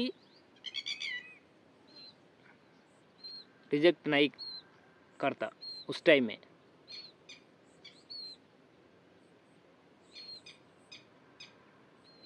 ज़रूर से ज़रूर तुम लोग, आपको केंद्र प्रभुत्व और राष्ट्र प्रभुत्व तरफ से सीज फायर 1 महीना को भी सीज फायर का प्रकटन ज़रूर से ज़रूर प्रेस नोट रिलीज़ करना पड़ता गवर्नमेंट तरफ से. उसके बाद उन लोग वो जंगल से बाहर आके एक शांति वार्ता का, एक शांति चर्चा होना चाहिए. ये बस्तर और आदिवासी लोगों को बचाने के लिए एक शांति चर्चा होना चाहिए. वो अंबेडकर क्या लिखा कॉन्स्टिट्यूशन में वही अमल करो. कुछ नया उन लोग पूछना नहीं है, वो अमल करो कर. वो भी वो राज्यांग में और वो कॉन्स्टिट्यूशन में क्या है, वो रूल्स क्या है, वो सेक्शंस क्या है, वही अमल करना को उनका मांग है, उनका चाहता हूँ. जल्दी से जल्दी सीज़ फायर करके एक महीना एटलीस्ट 1 महीना सीज़ फायर करके उन लोगों को बुला के शांति वार्ता के लिए चर्चा ज़रूर से ज़रूर होना चाहिए।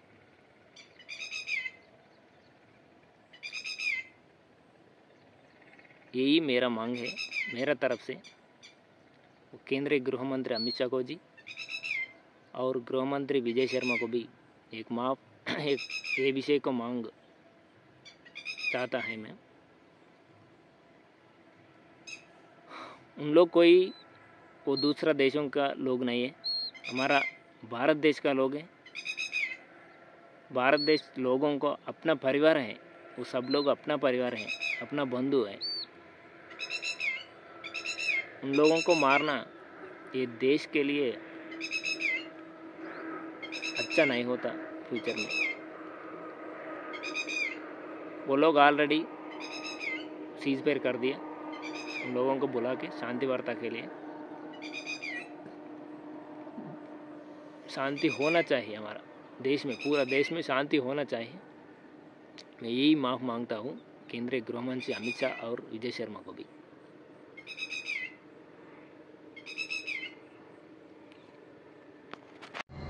దోస్తర దిన్ అందమా దోస్తి గట్టుకుందమా దోస్తర దిన్ అందమా దోస్తి గట్టుకుందమా